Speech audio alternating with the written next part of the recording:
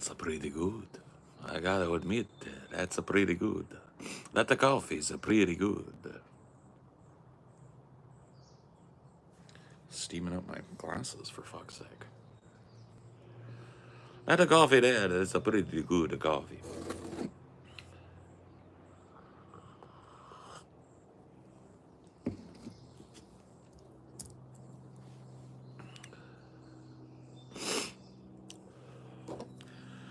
Freshly showered.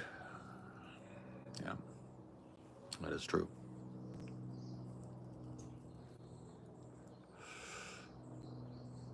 That is the true.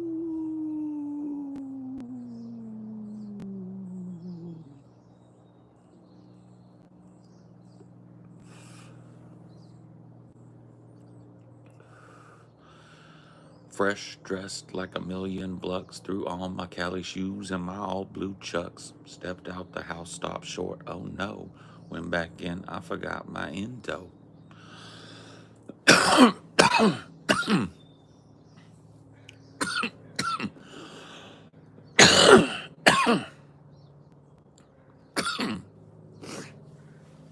Valar Morghulis. Desde Uruguay. Okay.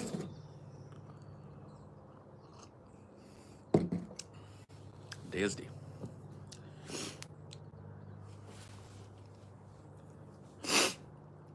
Dad is a cool dude. Yeah, he is a cool dude. Yeah. It's great because we're very much similar, I think. We like sitting around and talking and hanging out and being comfortable. I think that's good. I'm glad of that because I don't think that's the problem, I think.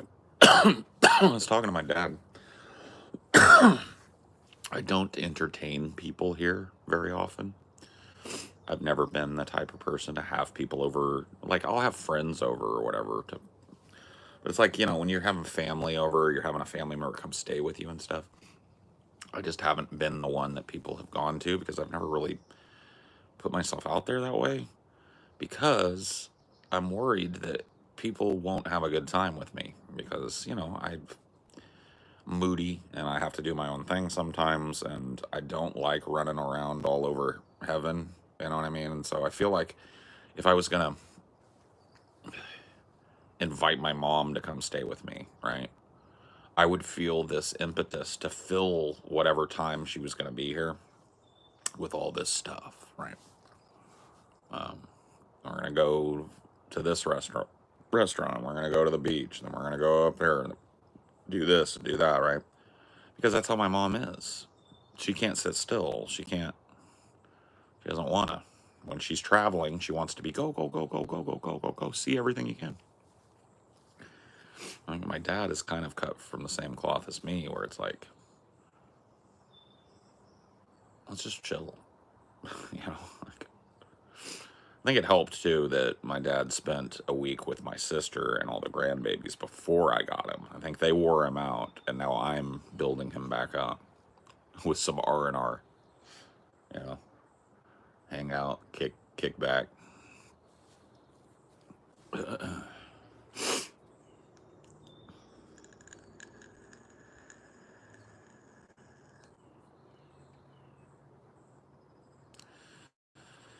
I know where you live.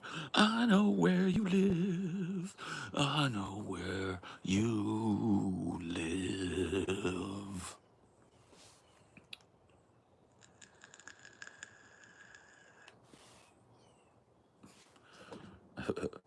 Oh, by the way, a spurned fan of yours came to my stream to complain about me digging your content, even though you have some wacky ideas about Anne Frank and eugenics. Whatever. What? Okay. Wait a minute. Let's get this out. Let's get this out. Let's lay this out right here. Okay. Here's my wacky ideas on Anne Frank. I think it's likely that Anne Frank didn't write the entirety of the Diary of Anne Frank. I think it's likely that there was pretty heavy editing and segments were added and, to fill it out, right? There's my wacky ideas on Anne Frank. Here goes eugenics. I think that if it's possible to catch these kind of disease, Down syndrome, Harlequin ichthyosis, all of these kind of like profound developmental disabilities, I think that if it's possible to tie a genetic marker to those things and eliminate them from the gene pool, that we should do it. I feel like the world would be better off if nobody was born retarded. There you go. There's my wild eugenics.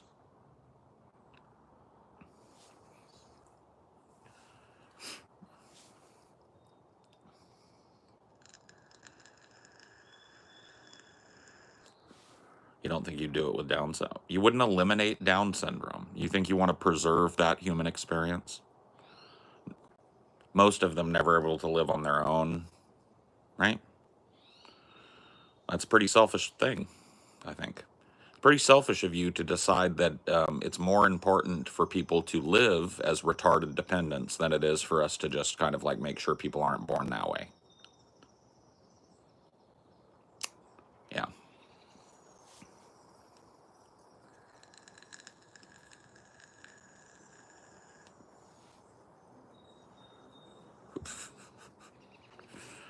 There's a you need to learn how to spell ma'am. Right? There's a whole I know you didn't get to punctuation in school before you kind of checked out, but there's a whole apostrophe in there, and it's two A's. I know it's kind of. What about autistic people? Autism, like Down syndrome, is a spectrum. Yeah, yeah. Get rid of autistic people too. Yeah.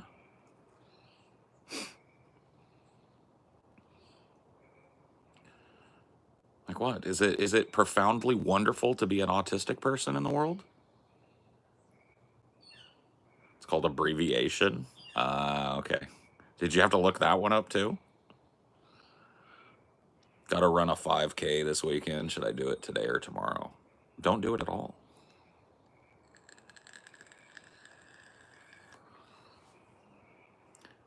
So it's not a struggle being autistic.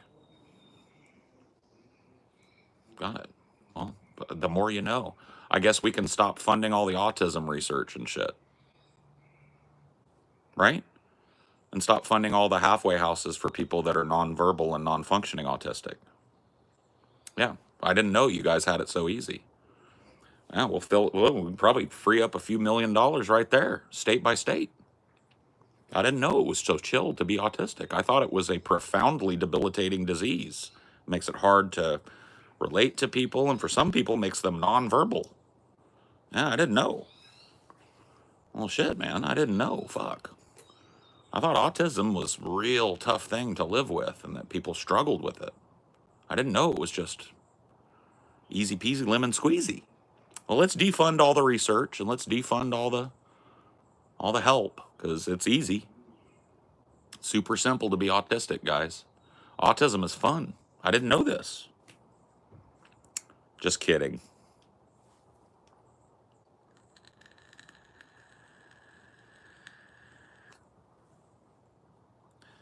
Yeah, people glorify because, and especially now a disability is just another special label you can add to yourself. Yeah. You have a profound disability. It's just another super cool label that you can give, and labels are great now. I have autism. I'm on the spectrum. I have Klinefelter syndrome. Everybody loves it. What about someone like, if there is a genetic marker for severe panic attacks and anxiety, I would fucking dash to get it if I were having a kid. I would dash to get that gene editing done if I were having a kid. You better fucking believe it. You better fucking believe. Trust and believe. Anxiety is like death. It's like death where the end never comes. Yeah. Fuck that. I have to like destroy parts of my life to medicate myself out of anxiety. I would never put that willingly onto a child.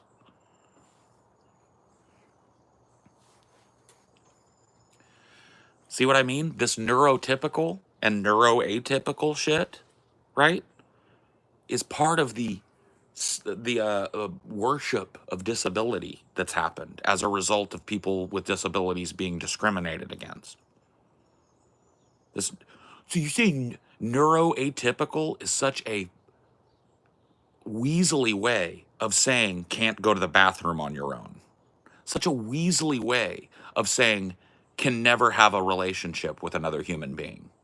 Such a weaselly way of saying can't speak. I know you didn't coin the term neurotypical. I'm just saying your use of it belies a subtle worship of disability. And I think it's a little bit short-sighted to say that you would preserve Down syndrome in a society that allowed you to edit these things out. I think it's pretty silly to say that you're willing to allow another human being to live with Down syndrome in order to preserve the unique human experience of it. So you're willing to have somebody come into the world that will probably never have a mate, maybe can't even dress themselves depending on where on the Down spectrum they are, right? And die at 30 years old of heart failure. It's just one of those things, man. It's like, I understand. I'm not saying we should round these people up and kill them all, right? I'm saying that if it is possible to tie a genetic marker to this and it's possible to intercede pre-pregnancy to make sure a child doesn't have it, we ought to do that. We should do that. I think the same about autism. I think the same about depression. I think the same about anxiety. I don't, what do you want to call it? I don't lionize disability. Yeah?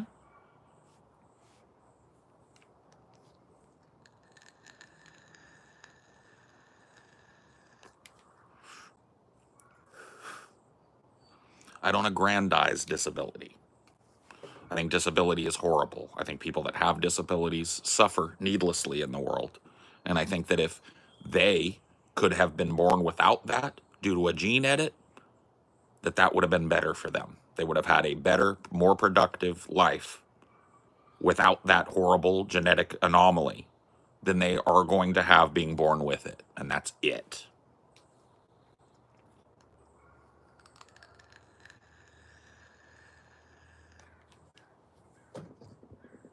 I don't lionize it, but I've gotten to a point in my life where I've learned to navigate my autism, and I've met many other people for whom this is true. Right, but do you understand that you wouldn't have had to learn to navigate a debilitating mental problem?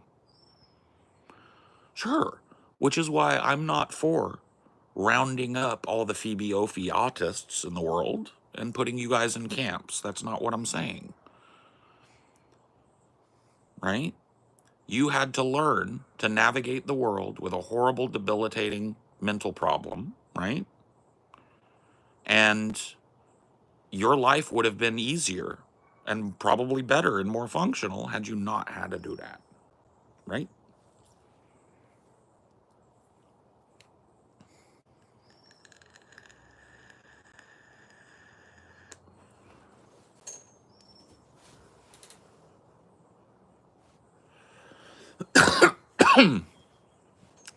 Is gene editing your solution? Yeah, yeah. I would think in a far future society, right, where it's possible, right, that it would be better if parents who were trying to conceive went down. You've seen the movie Gattaca, which is kind of a cautionary tale against this type of thing, by the way. But in that movie, parents go in, talk to a specialist about the things that are wrong with them that they would like their child not to have to deal with. Like, oh yeah, I've got this congenital bad back, right? That gets passed down from father to son in my family like a disease. I'd like my kid not to have that. I've got scoliosis. I would like my kid to have a nice straight spine and not have to be in pain every single fucking second of every day. I would like my child, I have horrible, horrible anxiety. I would like my child to have the best chance to not have that horrible, horrible anxiety. I have horrible, horrible depression. I would like my child to live a life where they don't have to learn how to navigate the world with horrible, debilitating depression, right? You see what I mean?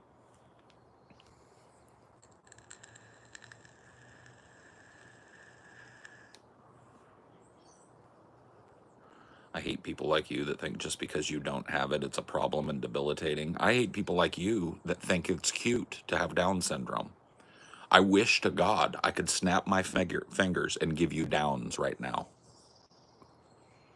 Let you live a 24-hour period as a Down syndrome person, and then snap my fingers and see if you want to go back.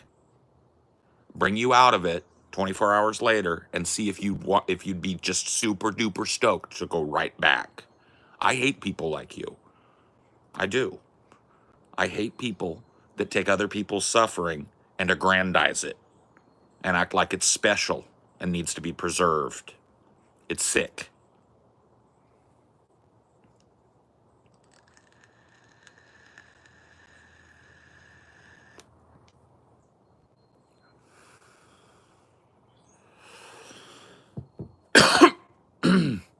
I mean, I'm autistic and I would rather have it than not, even with the problems and comorbidities. It kind of depends on the person, but I personally would not genetically cure my conditions. I'm not talking about genetically curing your condition. I'm not talking about you walk into a gene clinic as an autist and you walk out neurotypical or whatever. That is not my contention, right? I'm happy that you have found happiness as an autistic person. That's great. It's a wonderful thing. I don't think that that means that we should continue, if it's possible to stop it, to allow people profoundly autistic to be born. I think if we can stop that, we should.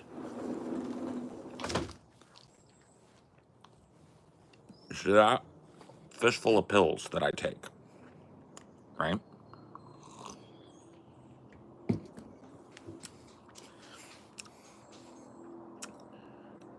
If I could have, if I were to want to have a kid and I could go down and have all of those things that hurt me every day edited out of my prospective child, the bad back, the scoliosis, the depression, the anxiety, the shit that makes my life kind of tough to live, and that I have to take a fistful of pills every morning, each with a side effect that's not pleasant, in order to normalize my life enough to function, right? If I could spare my child that, guaranteed, or at least with some reasonable percentage, I would do it in a heartbeat. I would never have a natural child if that were the case, if that were available, right? I would never want to burden another human being with being in pain every day of their life, mental and physical, right? Now look, I'm in the same boat as some of the people that don't like this idea. I'm okay. I've learned to navigate my brain. I maintain with medicine. I do okay, right? That doesn't mean that I would put a kid through my life getting to this point. Because for a long period of my life, I was not okay. Not even close to okay. You see what I'm saying? Here's the thing, too. Even if you understand as someone that went through it yourself, that doesn't stop the initial pain to your kid until you realize that that's what they're going through, too. Right. It's not like you can't perfectly prepare with experience for Right. it. They're going to feel it differently than you. And it's not going to show up right away, just like it didn't show up for you right away. Like, if, my dad were out here, he would tell you, as a kid, I was just a happy-go-lucky, funny, cute little guy that ran around all the time and had bunches of friends, and everybody loved him, and he was smart, and this and that, right? There were no signs that I was going to be a horrifying depressive, that I was going to be in horrible back pain from, like, 20 on, basically, right? There was no sign of that, other than my parents' genetics, or my parents deal with mental problems, my parents deal with physical disabilities, right? And if they could have all the way back then gone into a clinic and said like, hey, I've got this horrible back. I'd like my son or daughter to not have that. And yeah, I have this horrible propensity to be an alcoholic. I'd like my son or daughter to not have that gene. And I've got this propensity to, have horrible anxiety. And I'd like my kid to have a little calmer experience. You know what I mean? I'd fucking do it in a heartbeat. There's no nobility in suffering. That's a Catholic idea. I mean, the suffering would still exist, but it would be like injury related. Well, sure. Like, you're vulnerable to the world after you come out. Of course. Obviously. Yeah, but like you're not going to start with Down syndrome. And that just limits your life completely from the very jump. As soon as it's diagnosed, your life is constricted.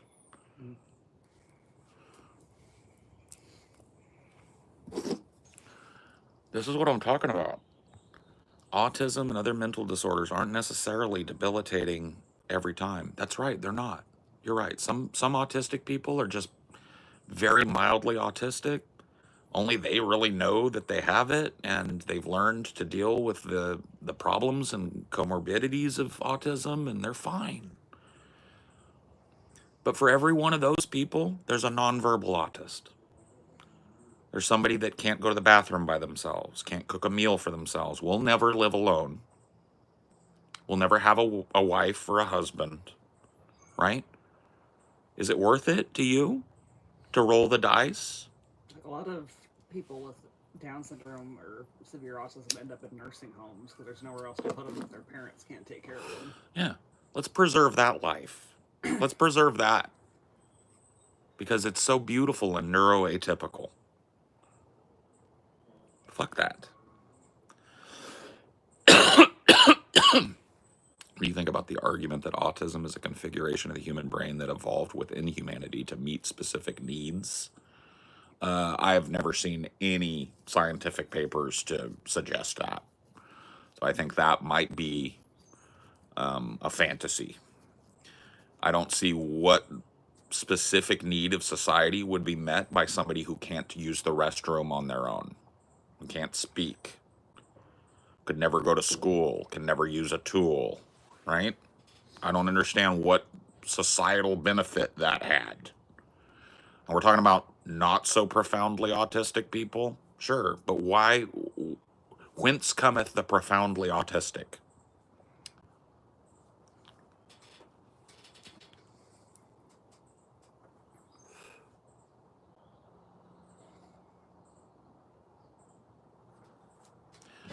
Talking about using CRISPR to remove diseases and mental health problems, yes. Or whatever. I don't know if CRISPR is the right thing to do, but yeah, no, I'm talking about using whatever technology we may have to stop it. I agree, there's not any honor in suffering, but suffering is inevitable. You can become paralyzed. Yeah. You can't gene edit a car wreck out of your child's future, right? But you can make sure they're not born with Down syndrome. So why wouldn't you? Down syndrome is not a car accident. Down syndrome is not a horrifying diving accident or, a vicious attack that leaves you paralyzed. That's not what we can't protect people from that.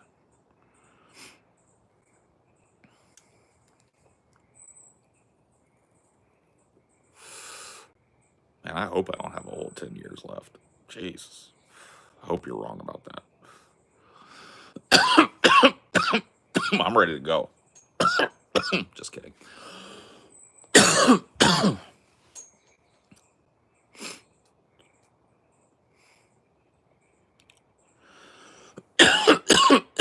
Embracing evolutionary theories or autism implications for psychiatry. Sure. It's an article. Is it a peer-reviewed study or an article? Because there are articles theorizing all kinds of things. Part of the great part of, part of the cool parts of being scientists is that you get to theorize things. You get to come up with why do things react the way that they do? Here's my theory, right? But until there can be some hard, repeatable, testable data on that. It is just that, right? Here's my hypothesis. Autism is actually an adaptation in humanity that allowed humanity to do X when it wouldn't have been able to do X without autism. That's what I want to see. And you're not going to find it. Humanity would not have been able to overcome this barrier to modern society without autism. That's the study I would like you to find me. Because if you don't find that study, then it just means that there are some people born with autism and they're seen as quirky, and there's some people born with autism and they can't feed themselves. And there is a spectrum between those two levels of autism. And where a person is going to land on that spectrum seems to be dependent on genetic markers for autistic spectrum disorder. So if there was a way to get rid of that, either in the parents' genes or after the parents have conceived by editing the embryo, I am 100% all for that. I don't think it's worth preserving quirky people in the world, right? To roll the dice for millions of people to be born unable to poop without pooping on themselves. That is no kind of life. And I don't care how much their families love them and see them as a blessing. That person's experience is not quantified in how their family feel about them at all. That person's experience is a nightmare. So, engage with me on that, right?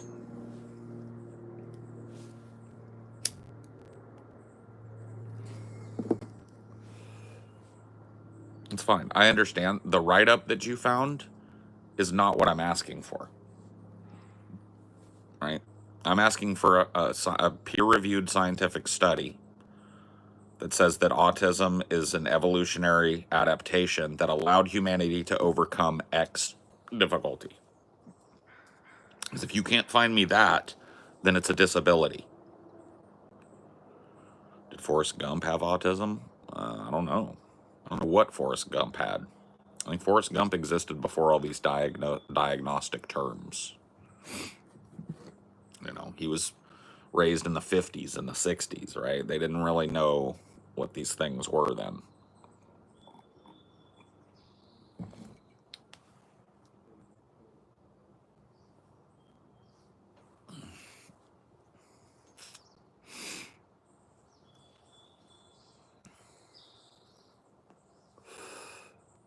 Some doctors suggest that autism and schizophrenia share genetic traits. I don't wish that on anybody. I don't either.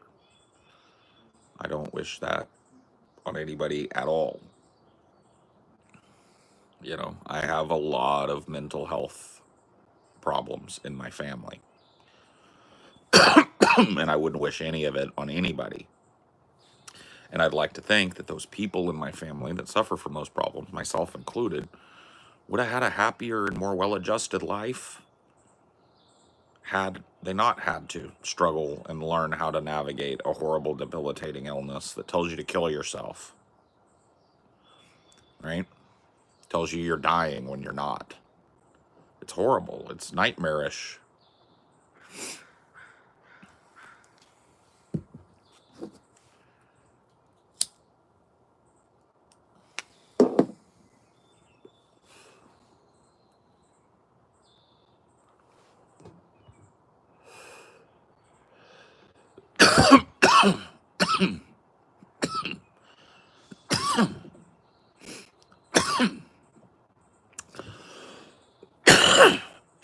Also, it's fucked up. Wish your family to live happy, healthy, full lives. And for what? The sake of suffering so you can sit on some weird pedestal and advocate disabilities? Yeah. This is part of the problem that, as I see it, is that we've started to worship disability. Oh, how beautiful this autistic child is with his family that has to take care of everything for him. How beautiful it is to see the love in this family with this Down syndrome person who can't bathe themselves and can't cook for themselves and can't speak very well. How beautiful and lovely and warm and wonderful it is in that family, and how much love there is, and how strong these people are, and how enriching, they find their disabled relative.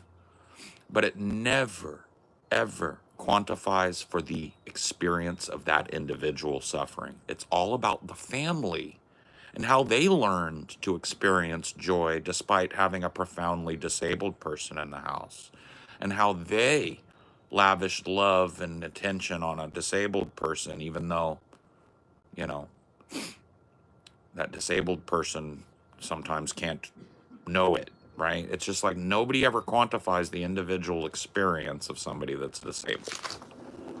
Let me grab my coffee. Oh, yeah.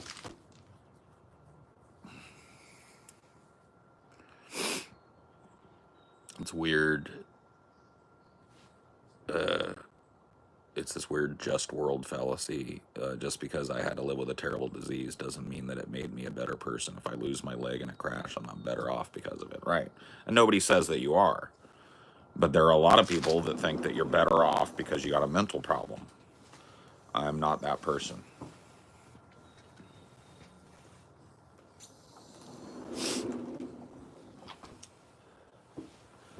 Not at all.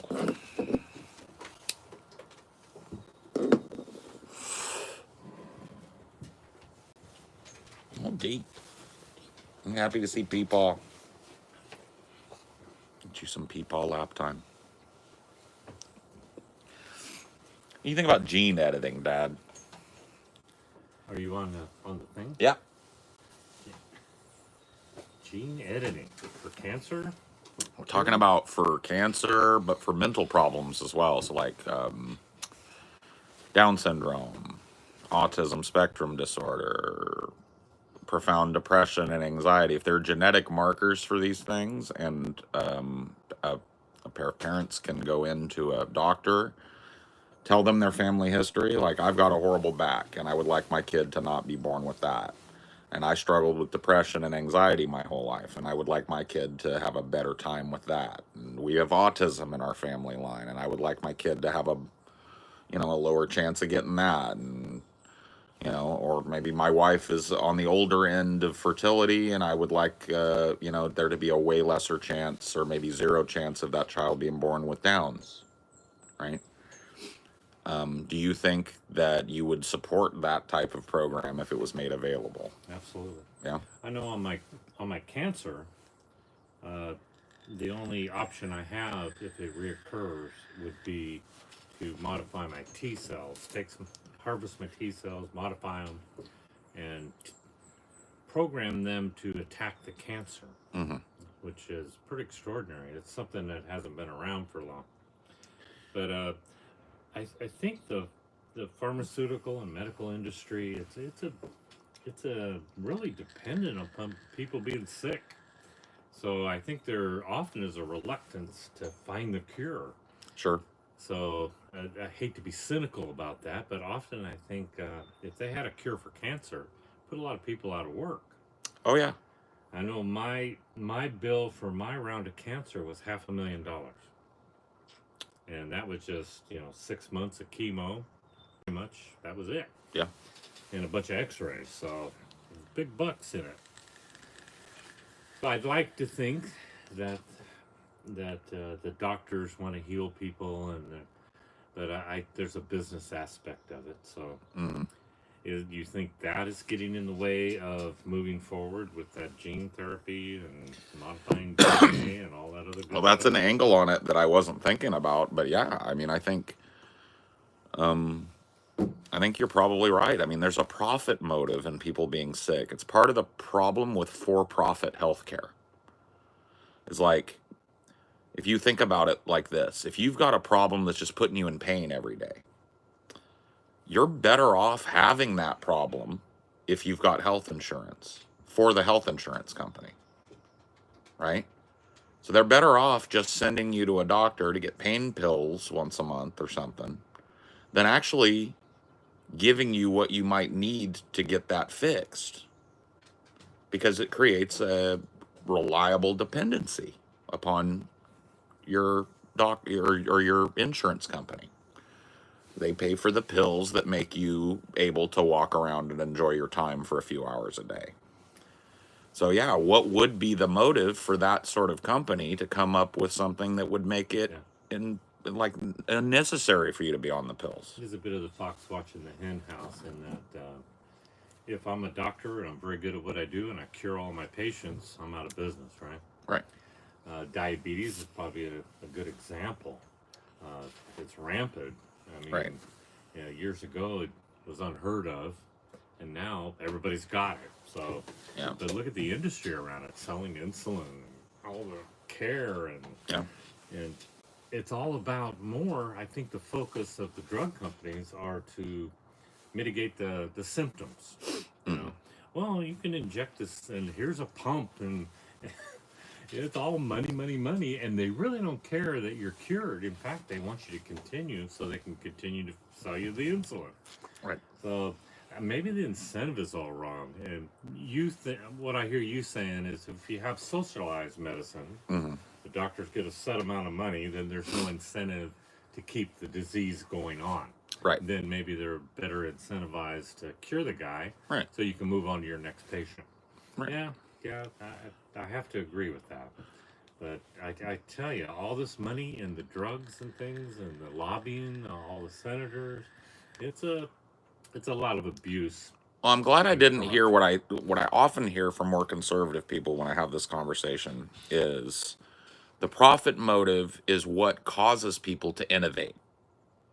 That's why we have these new drugs that we do to treat things, because somebody knew that if they could invent a thing that made allergies better, they'd make $1 billion. If they weren't going to make $1 billion off of it and it was a socialized system, what would be the incentive to make somebody want to help other people, right? And I think that's just innate in humans. I think it's even more insidious than that. That you have an allergy problem, I'm going to give you something that doesn't cure it, but it stops your nose from running. Right. But your eyes will still water, and you'll still have headaches. Right. And then there'll be side effects to it too. Because I don't want to give you that magic pill because it cures it, and then you go on and you don't need me anymore. Right. I need you to come back into the office, pay the fee. Yeah. But yeah, and I think drug companies are mindful of that. That I I know maybe it's a little out there, but I think there's cures for things that are being withheld from us. You think so? Yeah, and just from a profit side, it's just sad. It's just sad. I mean, the immediate profit for somebody to cure cancer would be huge, right? Yeah. Like if Eli Lilly was sitting on the cure for cancer, they rolled it out right now, they'd make $1 trillion. But it wouldn't be repeatable. Yeah, in the end, there's no repeat customer. Right. So it's like a one-time payout and you're done. Right. But if I can, you know, take me for instance, I have cancer. If I can get that guy to survive, I can make $500,000. And now he's back every 3 months for more x-rays to see if the cancer has returned. And if it does return, I get another payout. And yes, I want to keep him alive, but do I really want to cure him? Well, it starts to become a betting game too, because it's like, how long is a person going to live? Right? So it's just horrible that there's math involved between you and what you need. Yeah. And there's profit there somewhere that's being considered. It doesn't make us any money to help this guy fully. You can't have that. And so in my mind, healthcare, and it looks like the rest of the world agrees, we're the only first world nation that doesn't have government subsidized healthcare, socialized medicine, whatever you want to call it, right? The only one. Canada's got it, Mexico's got it. You know what I mean? Healthcare has been handled in every other country except here. China's got it. So, you know, I think the problem with socialized medicine is the incentive for them to innovate and find that cure and dig. They don't. There's not enough money for that. well, see, this is my problem, They're right? lined up, and people are dying because they're not getting in time. So, you know, the capital approach you would think because there's a profit, then they're going to invest a lot of money into these new drugs. So I just think they're not looking for cures. They're just looking for something to hide the symptoms to keep you on the teat. So I don't like that. But I guess I'm cynical about that. But I will tell you this. Let's say you were a Canadian and you got the same cancer. You would have received the same treatment probably that you received down here, and you would not have a $500,000 bill. well, my cancer, once it was identified, even with the capital system that we get a lot faster response, I almost died. Yeah. I went psychotic, ended up at the hospital because they couldn't identify the exact cancer in time. I had appointments all lined up and I couldn't make them because I blacked out. Had that happened in Canada, would I have died? Because it often takes a very long time. Well, you're talking get in about the queue. you're talking about elective stuff. So that is true in Canada. If you had like, okay, let's say that you needed a knee replacement, right? Like my aunt, right, is getting one of those. Say you needed that in Canada. You're probably going to wait for it because it's not like life threatening that you don't have a knee. But if you were dying in Canada, you go straight to emergency services. They put you in the ICU. There's no queue where it's like there's 5 guys in front of you. It's the same as here. If you have a heart attack in Canada, they don't make you wait in a line, right? In fact, you're more likely to have to wait in a line here because of how overstuffed our healthcare system is. So, like it's there's a different thing. Elective things can take longer in Canada than here because there is a queue for those things, as I understand. I've talked to a lot of Canadians. I got a lot of fans in Canada, and I really picked their brains about their medicine because there's a lot of. We were talking yesterday about propaganda. We were watching them Chinese cars and looking at the Chinese cities, right? And we talked about two-way propaganda, right? It's like because China is our economic enemy, in the United States, you'll hear things like, oh, China is pretending, these ghost cities, right? You brought that to me, and I kind of showed you that a lot of those ghost cities that were ghost cities 5 years ago now have millions of people in them because it's a planned economy. They built, and then people came, and industry is there now. And these cities are just, you saw them, clean, new, brilliant looking with the lit up. You remember the bridge and the LEDs and it just looks like something out of the future, right? And so the propaganda in America is that China is a communist shithole. People there have nothing. They pretend to be technologically advanced, but they're ghost cities, right? And the truth is somewhere in the middle, right? China is not a utopia, but it is doing really well industrially, economically. It's ascendant and we're descendant. And so that hence the propaganda, right? And so the same thing I think happens around socialized medicine, right? It's like, yes, are there problems with the Canadian healthcare system? Yes. Amongst socialized healthcare systems, it's rated low. It's one of the worst in the world because of what you mentioned, the queues for elective surgery, for non-critical life-saving surgeries. But if you had gotten your cancer in Canada and ended up in the ER the same way you did here, you would have received the same, you'd have access to the same treatments, right? And if you had survived, you wouldn't have been handed a $500,000 bill. It would have been covered. Yeah, perhaps you're right there. Yeah. So what's the answer though? If you need some capitalism kind of thinking, some profit base to get research done, Mm-hmm. How does the socialized medicine fund that? You know what I mean? It's Well, I mean, we're taxed to hell, right? We pay tons of, you pay taxes every year. I pay taxes. Everybody pays taxes, right? I know right now that money, by and large, if you look at where it's going to the military. The military is the biggest piece of that pie, right? And I understand why.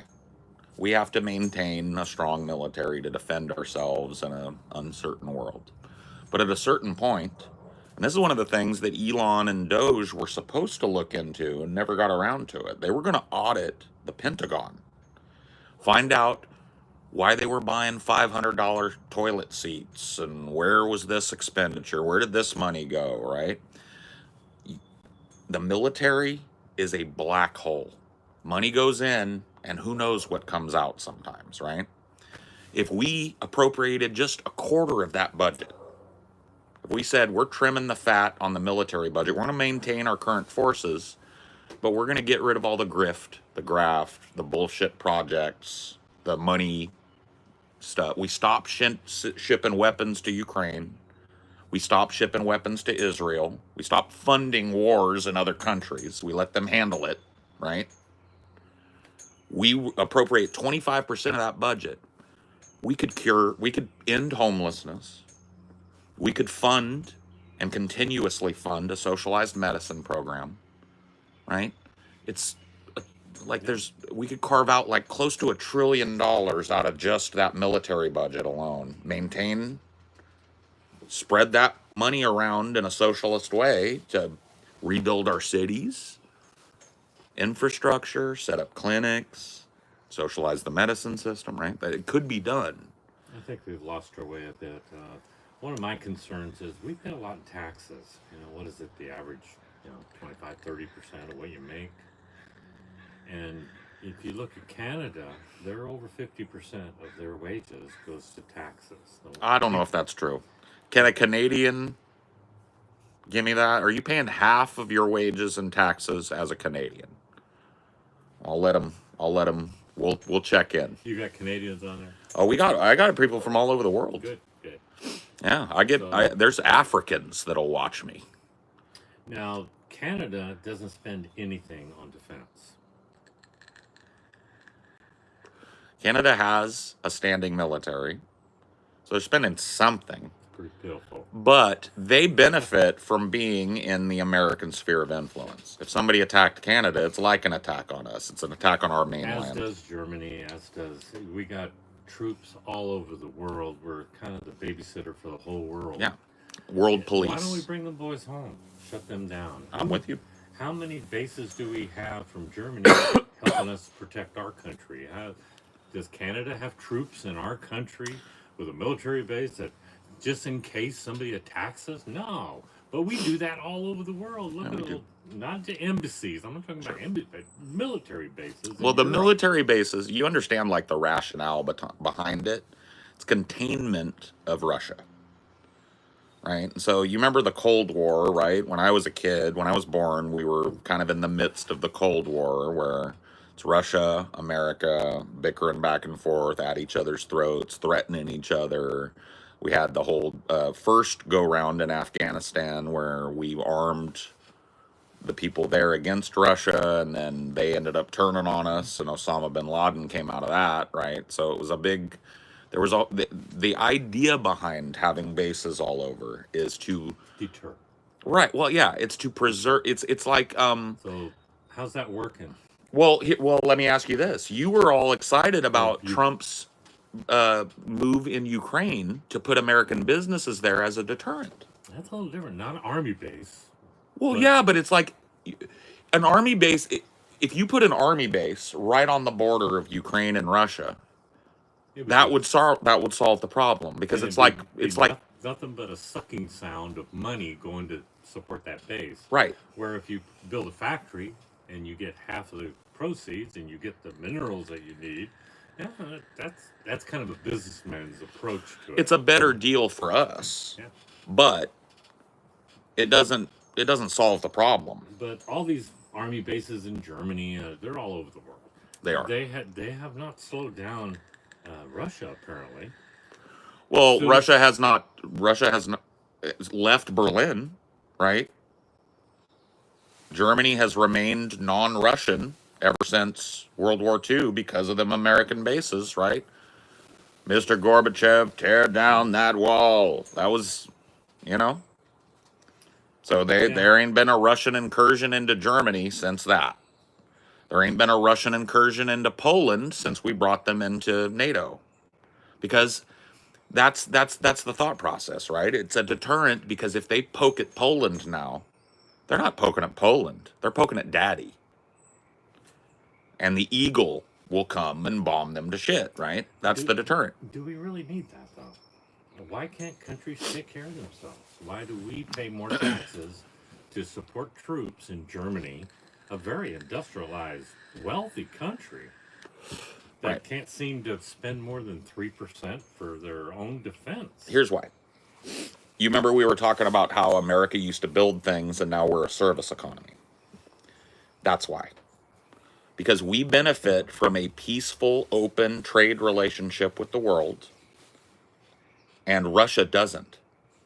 It is against Russia for Europe to be peaceful, prosperous, and feeding the United States a bunch of goods and services and dependent on the United States. Horrible for Russia. Good for us economically to have a free trade zone in the world that guarantees profit back and forth, right? Peace. If we let Russia run over Europe, which they would if they were given the opportunity to do, then we would have nothing but enemies there, right? It would be, you know, I think I've heard it said that Putin's goal is to reconstruct the Soviet Union. yes, And bring back into the fold all those countries that split off right. when they broke up. The problem is a lot of those countries have 30 years of being independent democracies. None of them want to be part of Russia. And what do you believe about that? Do you believe that those people should have the right to have their own country and make their own decisions? Do you think that there's any importance that needs to be preserved in that? That's worthy of United States intervention? You know, over the years, seeing our boys die overseas for foolish things, Afghanistan, Yeah. you know, Iraq. Turkey, Iraq, and even Vietnam, kind of the worst. Vietnam. Well, in terms of just total Our- death, our Vietnam was involvement horrible. overseas. Yeah. Can you really point to some real big success for me that was worth your son going over there and dying? World War II, right, is the one that always There you gets go. brought up. There you go. The persecution of the Jews, the Holocaust. Not even just the persecution of the Jews, but the attempt by a German dictator to gain control over the entirety of Europe. We stayed out of that fight for a good bit. We did. But we were involved in the fight in other ways before we committed troops. We supplied Europe. We waited a long time to start doing it because we did not want to get drawn into that wider war. But eventually, remember, Churchill was able to convince us to send ships. United States stayed out for a good bit. I think I might have shared the story about your father-in-law. Yeah. He was well, he was an active member, but he attended the meetings for the United States. What was it called? It was called Nazi Party. Yeah. Yeah, Nazi Party. You're talking about There were group meetings in L.A. because he was born in L.A. yeah. And he was in his teens when all that was going on, and he went to them, and they were supporting Germany. Yeah. Because at that point, you know, they had the Olympics, and it looked like an. Well, Hitler was Time's a Man big of the deal. Year in 1939. He's on the cover of Time magazine. You know what I mean? So And the this whole thing about the Aryan race and stuff, maybe kind of an offshoot of the Ku Klux Klan kind of thing, but they had meetings, and he went to them. yeah. So the United States not only stayed out of it, they had groups that were supporting it. Oh yeah. Now, I don't know if they supported it financially, but at least morally. So until we got bombed, right, in Hawaii, Right. Pearl Harbor, we thought we were kind of, well, it's happening over there, let it go. Let it go. Well, it let us know because the sphere of Nazi influence spread to Japan, which is off of our western shores, right? They picked the wrong side. Yeah. But yeah. But, you know, I mean, that's what it took to kind of wake the sleeping giant and get us involved in that. And then I'm an anti-war advocate. I always have been. And so when I have these conversations, it always runs up against that. I will ask the question you asked. I'll say, show me an American involvement in a foreign country, militarily speaking, where the people end up better off and we end up better off as a result of having done it. And it goes to World War II every time. Very long time ago, yeah. Right. And A now long it time seems ago. like we get our nose in other people's business, and You know, that was a European problem with Ukraine. They should have stepped up.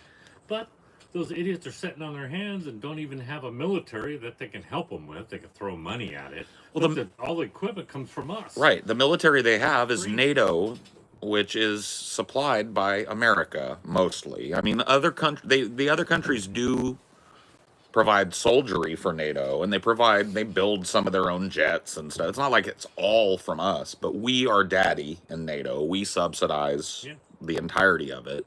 And that's why bringing Ukraine into NATO would have been a solution, but there are rules. One of the rules for NATO membership is there can be no border disputes in your country for 4 years. So any border dispute that's going on in a country kind of precludes a country from joining NATO until it's stable for 4 years. So that's what's kept Ukraine out of NATO up until this point, or at least that's the excuse that's given. Well, Ukraine really wasn't the aggressor. It was Russia. So that wouldn't preclude them from being in NATO. They Well, were, trying to take territory from Russia. right. Well, no, it's because in the borders of their country are disputed. It doesn't matter that they're not the aggressors. It's just that internationally, it's not clear whether East Ukraine is Ukraine or Russia right now. There's a fight going on about it, and even before Russia invaded, that was true. And so that's the excuse they use to keep them out of NATO. Had they just changed the rules or bent the rules and made it a NATO country, it would have put the ball in Putin's court. He threatened nuclear war if we did that, right? He said if we brought Ukraine into NATO, then his only option would be to escalate. But I don't think he'd do it because he doesn't want his country to be a nuclear parking lot any more than we do. You don't want to be president of the ashes. Right. So yeah, I don't know. You speak more like a globalist, and maybe that's our major difference. I'm more of a protectionist, not isolationist, Mm-hmm. but I think we need to look at our interests because if America is that important that people rely on us to save them Mm-hmm. or deter, then we need to be strong. If we let our country fail, Mm-hmm. then the world fails. I agree. No, I mean I'm a little bit protectionist in the short term too. I'm a globalist in the terms that I think that we should be moving towards global solutions to global problems. Climate change is a global problem. COVID-19 was a global problem. All right, we were talking about COVID-19, how now they're pretty sure it came out of that Wuhan lab, and we know that China tried to hide it, and that allowed it to spread all over the world, right? You guys talked about that? Well, we talked about it yesterday for a little bit. I literally, of course, maybe I'm kind of a conspiracy theory on that, but I think accidentally got out of the lab. I agree. Yeah. Maybe an employee, dropped. Did you hear? Not to interrupt you. Coffee or something. I love what Jon Stewart said about it. He said, this was before the reports came out that it likely was a leak, because people were just saying it broke out in that wet market or whatever. Mm-hmm. And he was like, what if there had been an outbreak of chocolatey goodness near Hershey, Pennsylvania? You know what I mean? Like, what would we look at there? They've got a laboratory in Wuhan where the outbreak started called the Wuhan Coronavirus Institute. They're doing gain of function research there. And then there's this outbreak of a new coronavirus right there. I mean, come on, put two and two together, right? So obviously, if we had a global response to that, China would have had no interest in hiding it. It would have been contained right there. People would have died in Wuhan, but it would have been contained. It wouldn't have been a global problem. And we live at a time now where the travel is so easy now. So if you and I wanted to, we could go jump a plane and be in the United Arab Emirates tomorrow. Easy peasy. The world is smaller in that respect, yeah. I think, I would like to think, if we had an outbreak at a lab and confirmed the CDC would get in there and contain it and isolate it and certainly not allow those people to fly all over the country. Right. And we put an alert out to the world, hey, we got a problem here, don't come.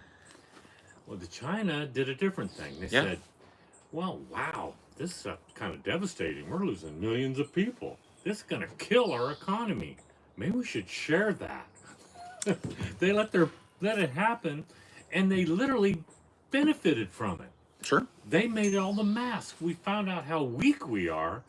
Respirators, all the things we needed to deal with what they sent us. Made in China. We had to buy it from the very people that poisoned us. Yeah. It was horrible. Yeah. Was it really just happenstance? Or did somebody say, this is going to destroy our economy? We're losing millions of people, some of them the healthiest people we have. It's going to kill our country. But if we can spread it over the world, we can then, send them some respirators, make some money, and I don't know. Yeah, maybe no. that's a little out there. Well, that's but there's no doubt that's what ended up happening. You want some more coffee? Yeah, the end result is absolutely what happened. I'm gonna Whether warm it you was somebody's master plan. I don't know either, but I'm with you on that.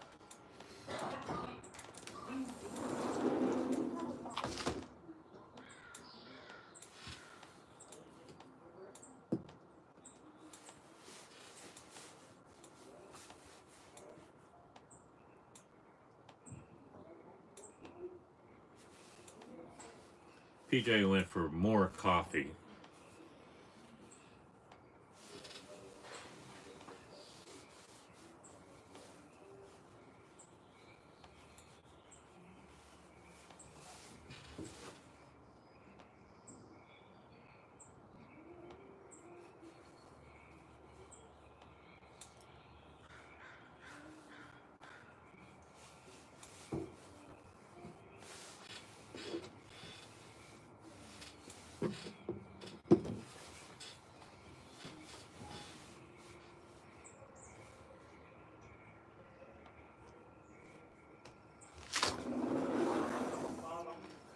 It's actually not as cold as they said it was, or it doesn't feel like it is, but yeah, it definitely dropped overnight.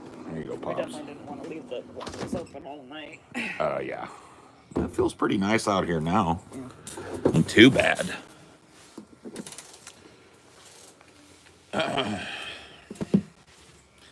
Yeah, I'm pretty sure that, if I had to make a call on it, it was an accident that China benefited from in their response.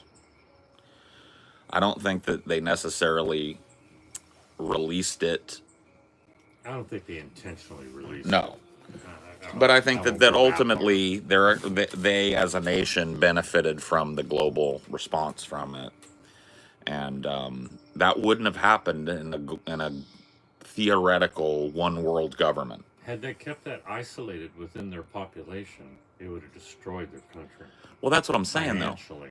But in a one world government, there would have been the rest of the world to support that area and pick up the slack while they recovered, right? So I do think we would have probably offered humanitarian aid if they were going under. yeah. But unfortunately, it was spread all over the world, and everybody was. Well, before anybody took it seriously, it was too late. Yeah. And that was kind of on us too. We knew about this outbreak in China and could have closed down travel with China. It's not a one-way street. It's not like they sent people here. We could have. In retrospect, we financed. We were sending money to that lab to do that gain of Function research. Yeah. We were part of it. Well, that's finally admitted it. Well, that's bioweapons research, and that's why people think it might have been deliberate, right? Is because they're doing gain of function research, which means they're trying to get a virus to do more. Well, I would hope they wouldn't use their own population as a guinea pig to see if it worked. You see, that's the thing. Had that been, hugely terminal, it would have really devastated the world. It's just kind of scary. And is that lab still operational? I'd have to say, yeah. Probably. Are we still financing it? I would hope we're not, but perhaps other countries are, because they want to keep a handle on what they're doing. But, gosh. It's crazy. Can you imagine how effective it would be to drop a plague on a country that you hate, and having the cure withheld by you, and then once they're all dead, just walk in, take over. Yeah. I mean, that's what bioweapons research is about. But it probably should just be banned, period. Bioweapons research. It should be. It is. Yeah. So bioweapons gain of function testing, I'm pretty sure is banned by the Geneva Convention under viral weapons and chemical weapons provisions. But I don't know if the research itself is banned. It's Well, the that's the thing, is because implementation. they've come up with other names for it. They don't Yeah. call it how to kill a nation, they call it gain of function testing. Yeah. Germ warfare. They had different names for it back then. Yeah. So, yeah, they weaseled around it. And Fauci lied his butt off the whole time, and now that it's over with, he's got a pardon to cover his butt. But he was into that so deep, and we should be ashamed that we were funding that, and also that we covered that fact up forever. We knew that came from the Wuhan lab, and we let that play out about some idiot eating a pangolin in a wet Well, market. I mean, Fauci was That's just crazy. Fauci helped Trump with Project Warp Speed, which was one of the best things that Trump did in his entire first presidency, was how quickly they were able to synthesize all those vaccines and how efficiently. You remember Yeah. in Madera, we went to go get our COVID shot. They had it set up in like a drive-through, a yeah. parking lot of a high school where they had it set up, and you would pull up. There was a lady with a clipboard. She'd take your information down, give you a sticker. You pull through, and when you get to your thing, they'll do it right there in the car. Just stick you. You give them the sticker. They update your information that you got your dose, and all of that was under Trump. Like, Can you imagine how much? during the campaign, Kamala Harris actually said that she had doubts about the vaccine because it came out so fast. Remember? Yeah. So it was I think- it was the Democrats that were kind of doing the anti-vax thing because Trump came up with Project Warp Speed, and then when Biden took it over and kept the And it was rollout the going, perfect vaccine. then Everybody- right then the Democrats flipped the script, and it was the perfect vaccine, and everybody should get it, and the Republicans flipped the script, and now they were all afraid of it. So it's just politics getting in between actual public health shit. Imagine if when the polio vaccine had come out, a bunch of parents refused to get it, and their kids got polio and spread it around. You know what I mean? I think It just it did happen. I would. well, I know it wasn't perfect. perfect at getting everybody, but the polio vaccine. I mean, you have a scar, right? Yeah. And I think the new vaccine, you don't get that, right? No. Sugar cube or something. Yeah. That. Yeah, but yeah, definitely. Yep. I remember getting it. Mom got us all the vaccines. And because of that, you probably never got scarlet fever, the mumps, the measles. Did you ever have the measles? Any? I don't recall we got chicken pox. Yeah, There was they one- only recently have a vaccine for chicken pox. Remember, we used to have Well- chicken pox parties. Mom's approach was when one of us got it, she'd make us all sleep in the same room so Yeah. we'd get it over it. Well, that's what we Otherwise, it would did. String out for 5 kids, it'd be Yeah. chicken pox forever. That's what we did. I don't know. You might not have been around, but my sister got it, and that was what Mom did. She had me and all of them sleep in the same room together, and she actually called other people. To see if they wanted to. She was join. like, "Look, you know, my little girl's got chicken pox. You want to have a sleepover? Get it done with." And a bunch came. Well, It was like 5 fortunately, kids. Chicken pox isn't devastating. It's No. not like smallpox or something. No, like it's you can tell horrible you. though. But yeah. And also, natural immunity is probably better than the vaccine. So, I think that was appropriate behavior for that. But Right. you wouldn't want to spread polio around No. because you don't have any natural defense for that. So polio was devastating. But it is interesting that you talk about that because polio continued to happen. Well, sure. I mean, you can't. If universally we got vaccinated for it, why was there? Was Because Mary it take- Lewis because in the her- telethon for polio? Herd immunity takes a long time. Yeah. Now nobody gets polio. Yeah, we've kind of squashed it down, but I bet it still exists in third world nations. It does. and- So does and smallpox. it jumps up, yeah, smallpox and malaria. Yeah. and things that we have cures for. We don't have those things here anymore. But here's the problem. Same with the mumps, right? The mumps are coming back because people are not vaccinating their kids. Because for either out of neglect or because they're afraid of them because they think they cause autism. They think they're an evil tracking virus. They whatever. Spike proteins, and they don't take their kids in, and now there's If I'm a company and I have a shot that supposedly prevents your child from getting mumps, Yeah. However, we saw that maybe it has a link to autism. Mm-hmm. Are we going to advertise that? No. No. You listen to those commercials about all the medications, and they mumble through all the stuff at the bottom. It says it might make your head fall off and kill you, and Sure. you know, Proactera may you're cause your gonna feel butthole to so bleed. much better. So I don't trust them. Yeah. I don't know. What do you think of Kennedy being involved?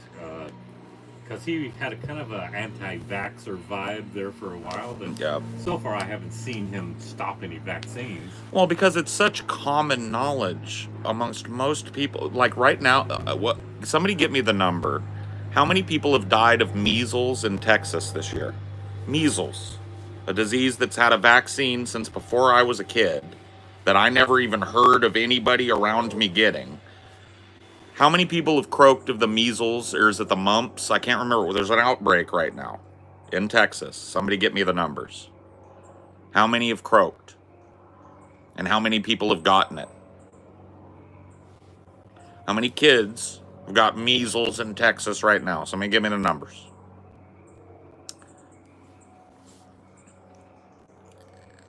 Well, it must not be measles because it says 2 reported deaths in 2025. So that must not be what you're talking about. Well, maybe it is. I mean, but like, think that 2 people And died it was, of a disease that was functionally eliminated. and it was due to unvaccinated children. Right. But 2. Right. 2 people died of a disease, and a bunch of people got it. A bunch of kids got measles. Right. So it And must, only 2 died from it, of a disease that didn't exist when I was a kid. Nobody got the measles because everybody got the kids the booster shots, right? This is what I'm talking about, man. And you can't find me a study that directly links anything from a vaccine to autism. That is all speculation. There's never been a study that showed a link. It's not just the drug companies that are doing those studies. It's just never happened. So maybe there is some tenuous tie, but in the meantime, it stops horrible diseases from spreading all over the country.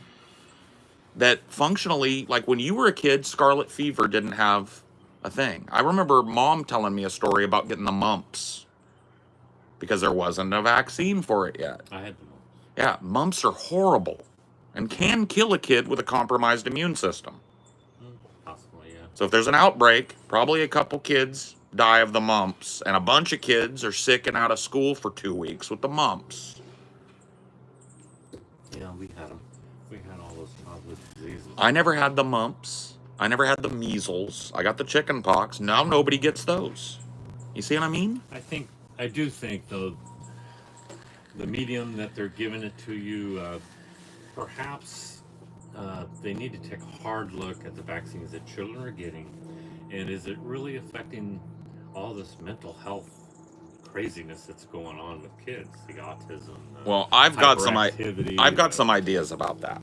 I've got some ideas about the mental health crisis, and not just kids, it's everybody. Depression, anxiety is up on all age groups. So-called deaths from misery, what they call the misery index, is up in all nations, by the way.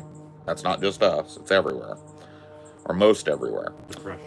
Well, the misery index is depression, anxiety, untreated mental health, poverty, and disease, and all of these things that are just like intercede and stop your life. So all of that is up. So here's my thoughts on it. Number one, back in my day, I never heard the term autistic. It existed. It was invented or coined before, but I'd never heard the term autistic, right? It wasn't something that people threw around or knew about. I never really even heard the word depression until I was in my teens. That was kind of a new thing. They called it other things. They used to call it melancholia. But ultimately, like these diagnoses, as we've come to understand psychology a little better and the long-term studies are in on people that have depression, anxiety, bipolar, all of this stuff, right? The diagnoses have gone up just simply because we've gotten better at catching it, right? Your theory is that it's always existed. We didn't. No, have a name not for it. in totally, but I think that accounts for some of the increase in diagnosis, right? So that's a chunk of it. It's just we've gotten better at when a kid is hyperactive, right, and destroying his room and cussing his parents, right? We've gotten better at diagnosing a possible mental illness that underlies that. And so that's why you see more diagnosis, right? Because the tools, the diagnostician's tools have become better at segmenting out what could be wrong with your kid based on the studies they've done of other kids that have the same pattern of behavior. And here's a treatment program for those kids, right? Is it possible? Now, go down the rabbit hole. Right. I'm a pharmaceutical company, and I'm giving out a vaccine that we already figured out that it directly links to autism. Mm-hmm. And now, when they come, all these kids now have autism. I got a great idea. Let's give them Ritalin, and They make don't- money on that or whatever Sure. drug they give them. Sure. I mean, autism. So you make it on both ends. Yeah. I mean, it's horrible to think that's that way. But Autism and ADHD have a link. That's something that they've kind of more recently discovered, is that there is an existential link between ADHD, so adult, what do they call that? Something I can't remember. Hyperactivity disorder, something like that, right? And autism. So I have some ideas other than just better diagnostic tools, and mine I think are even more insidious than yours. I think that when the long-term studies come in about what effect it has on children to grow up with an iPad in front of their face rather than running around playing, or a cell phone, or whatever, and it is so common to see it. I think because we don't have that yet. Those are relatively new devices, long-term studies on the effect of on child development of not being social and sitting and watching all this crazy shit. I'll show you some stuff later that'll blow your mind. The stuff they're making for kids, it's not like the goofy cartoons that we used to have. It is specifically psychologically designed to capture their attention and keep it forever. And so many parents are just handing that to their children, right? I've got anecdotal evidence to that. Yeah. Because I have 7 grandkids with Mary Jo, Yeah. homeschooled, very few vaccinations, and no phone until they're like 16 or 17. Mhm. Only one of all 7 of them now has graduated to a phone. They don't have iPads.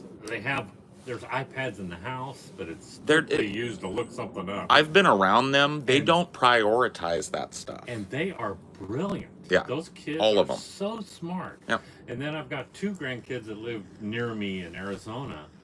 They both have emotional problems. One has anxiety that is extreme. Yeah. Would cry at inappropriate times, and it's just kind of scary to be around. The other literally had seizures. She would just be talking and then stop talking and freeze.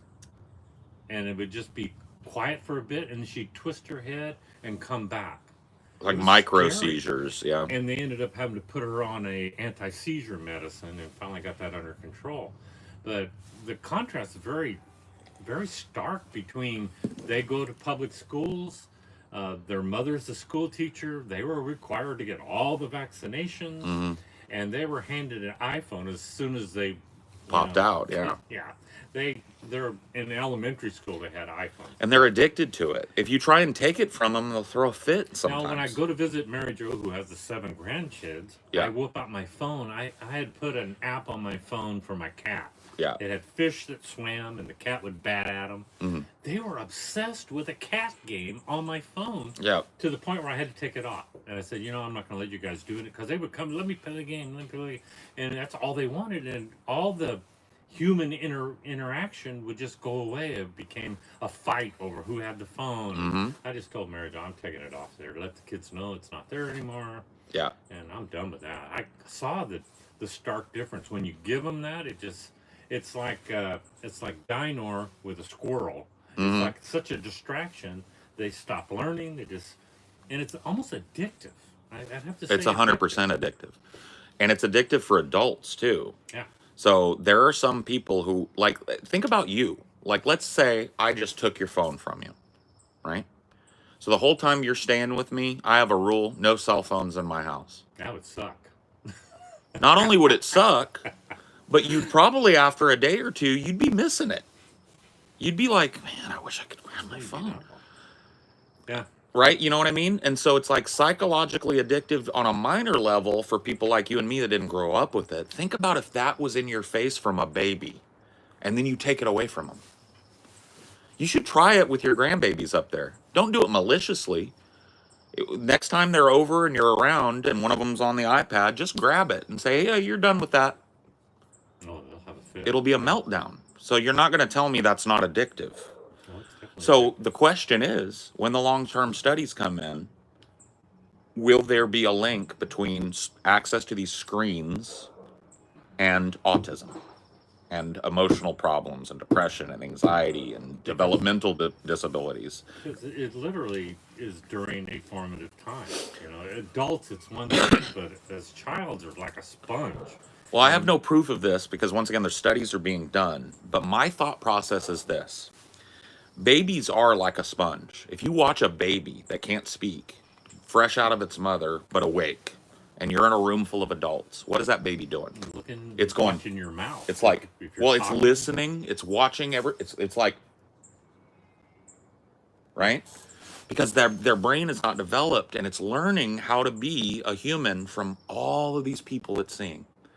Now take that same baby that's in a room of adults talking to each other and talking to it and picking it up and playing with it and interacting with it, and it's watching and learning and listening to the language, right?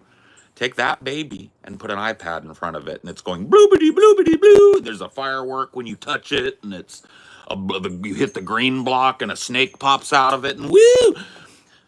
You stop paying attention to the conversations that are going on. Imagine me at your union meetings.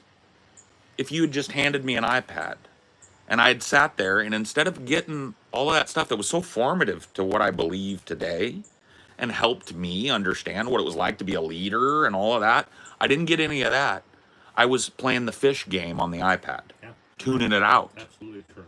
Yeah, I agree with you there. And if you look at what autism is, it is largely a lack of socialization. It's the inability to read social cues.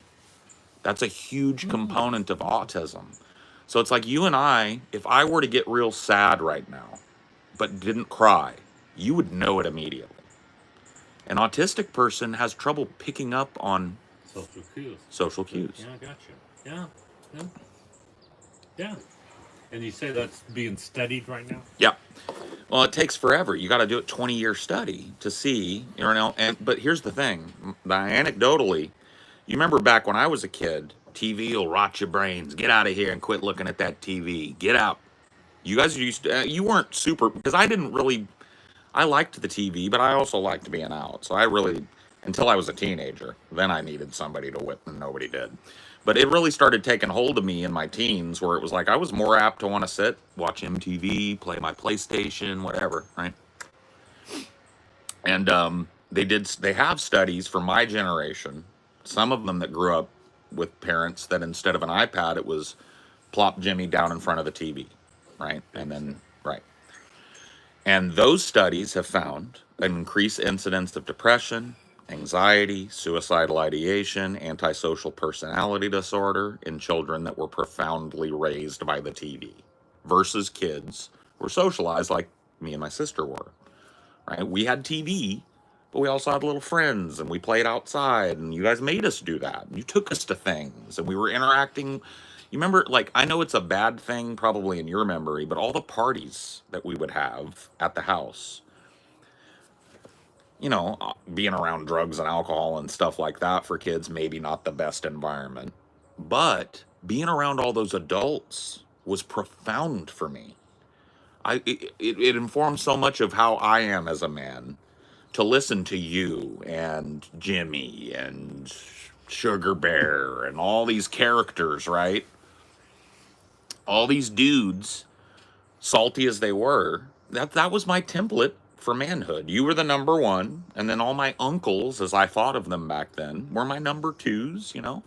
And watching you guys interact was fascinating for me. And I wouldn't have got that if you guys hadn't have have had that kind of like union family experience where everybody kind of partied together and blew off steam together. So there's a flip side to every coin, right? I probably suffered from being exposed to the more alcohol stuff as a kid. Developmentally speaking, it probably warped me a little bit, maybe. But I don't have social problems at all. You know what I mean? I've gotten to the point in my old age where I'd rather not be in a big group of anonymous people. But if you tell me go talk to this person, never a problem. I can read social cues. I don't, you know. So I have a feeling that when those studies come in, there might be a link to autism, right? And a lot of other emotional You may and have something there. 'Cause problems. their minds are malleable when they're young, and if you expose them to that, and the addictive way, yeah, I can see that where that would isolate them.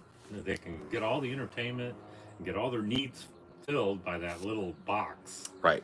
And why reach out to people? Because people are, difficult often. Right. But that little iPad, yeah. And it's not like I didn't have any That's my distractions when I was a kid. You know, if I wanted to, if you guys were talking about something and I didn't get it and it was boring me, I could go get a book and tune you out and read Dr. Seuss, or I could go outside and play with Casey in Kid Town, you know, or whatever. I had options.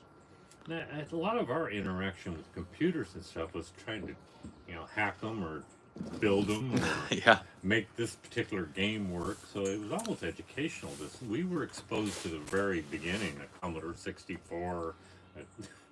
Remember those beat up old computers that we were just amazed with. And then Yeah. you could touch the TV screen somehow and it'd sense it, and Yeah. that was just magic back then, yeah. Yeah. And I think you guys kind of got the best of both. You were amazing readers. You loved that side of it. Well, you guys read to us way before most people would even think about reading to their babies. And I started picking up language as a result super early. Mom has a tape of me, an audio tape, singing Jesus loves me, this I know, for the Bible tells me so, when I'm 1. Yeah, you were kind of almost scary smart when you were little. But that wasn't, that all came down to you guys engaging that curiosity in me and providing me with books and all of and one-on-one time, right? Yeah. I'd like to say that I had the wisdom to do all that, but it just kind of came natural. Well, it is natural. So much. Well, I think it And is I natural. loved books, so I shared that with you. The things I loved, I shared. Building the computers, you and I. Yeah. Some of the best times we had was fighting back and forth, and what was that, Diablo, that we found out how to hack the character and then abuse people online. Oh, It was yeah. hilarious. Oh time. man, we were It was crazy. a bonding time. Yeah. But that's not you isolated in a computer in a corner. No. That's me and you just cracking up and. Well, it was a problem that needed to be solved, and we both had that nerdy mindset, and so it just worked as a father-son activity. That's another thing that's messed up too that I think we're going to look at and find a spike in autism rates, right? It's like, how many kids are growing up in single-parent households? The destruction of the core family. Right. Yeah. How many people are raising their kids, working 2 jobs, barely get to see them because they're in daycare all day? They're doing their best. It's not like they're abusing their kids, but their kids are denied their presence and influence all day. So just like from my perspective, when I think back to it as a kid, you were like a god. Dad is like the ultimate authority. He is what you're like. Once you're old enough to grasp the idea that you will grow up into a man or a woman, right? Your father and your mother become your template for what a man and a woman are, right? And you never separate yourself from that influence till the day you die, right? So we talked about it a little bit earlier. You seek out your mother. If you're men tend to seek their mother psychologically.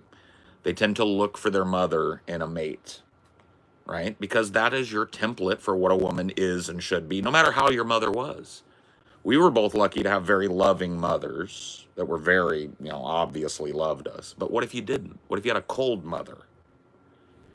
Yeah.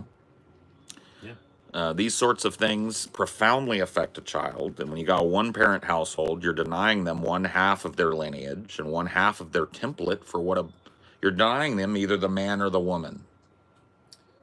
There are studies about that. I know one says it's one of the key factors in poverty if you come from a broken home, Yes. Yep. Yep. single mom. Yep. And when the dad's not there, it increases the likelihood you're going to end up in jail as a child when you get older. So discipline, I don't know. Mothers have a role and fathers have a role, and it's ideal to have both. Right. But certainly, if the father's working and the mother can stay at home, is probably the best we can hope for in this society. Yeah. But now it's so common. I want to say my daughter, my stepdaughter, who's a school teacher, and I have 2 grandkids with. She had an opportunity to stay home and didn't want to. She said it would drive me nuts. Yeah. You know. Yeah. So I guess it's a sacrifice on the parents' side and they didn't value it. You know, I think this generation doesn't really value time with their kids as being important. They put them off in school, let school raise them for the most part. You know? I think a lot of people do. It's sad, but given the opportunity to stay home with my kids, I would have done it. You remember when I got hurt? Yeah. And I shattered my foot on the stupid 3-wheeler. I was home for a year. And I was loving it. Yeah. You guys were my whole life, but it was time where I built Kid Town and all that happened during that time. Hobbling around. Yeah. That was something that I went back and kind of looked at, because when we first did this, people would ask questions and I didn't see them. There was a couple of good ones in there. Somebody wanted to know about Kid Town, like what was why did you what was the process and why did you build it? Well, we didn't even have a swing set, so I had a welder and I had the skills, and I was off of work, and it was an opportunity to build you guys something special, and that's why I did it. And not just you, but neighborhood kids. Oh my God, that place was crazy. It was a legend. House. We were where everybody came for 4th of July. Remember, all the family would come, yes. You know? The whole neighborhood would come. And Easter, we'd hide eggs in our lawn, and neighbors would show up. So we were that place. So, Yeah. And I loved you kids, and I wanted to do something special for you. So that's a lot of the impetus. But if you'll remember, we had a wedding there on the little bridge that I made that went to. Yep. They stood on that bridge and said their vows. I remember it. Yeah. It was awesome. Mary Jo still has the sign that hung there. I've seen it. Yeah. Kid Town, population 2, the number 2 mini. Yeah. Yeah. Yeah. That was a labor of love. So Well, I'll tell you what, it was awesome. Nobody had an old Western town in their backyard. Nobody. And it really was. You know what I mean? My saloon had a secret door out the back. Remember that? Yeah. And that panel on the ground that I could stash stuff in, you know. Idaho and the jail. I made the bars where you could lift them up and move them out of the way and escape. Do you remember? I tell this story all the time. I don't know if you know that I built another Kid Town later in my life when I retired became a consultant. Yeah. I went to South Dakota, and we were in this campground called Fort We Like It. Yeah. Weird name, but we were work camping there. I had my motorhome parked there. And we would work 3 days a week, and the rest of the time we'd get to explore, and it paid for our site. Yeah. We stayed there for free. Yeah. And I went to the owner and I said, the name of your place is Fort We Like It, but you don't even have a fort. All you have is a funky little swing and a tetherball pole.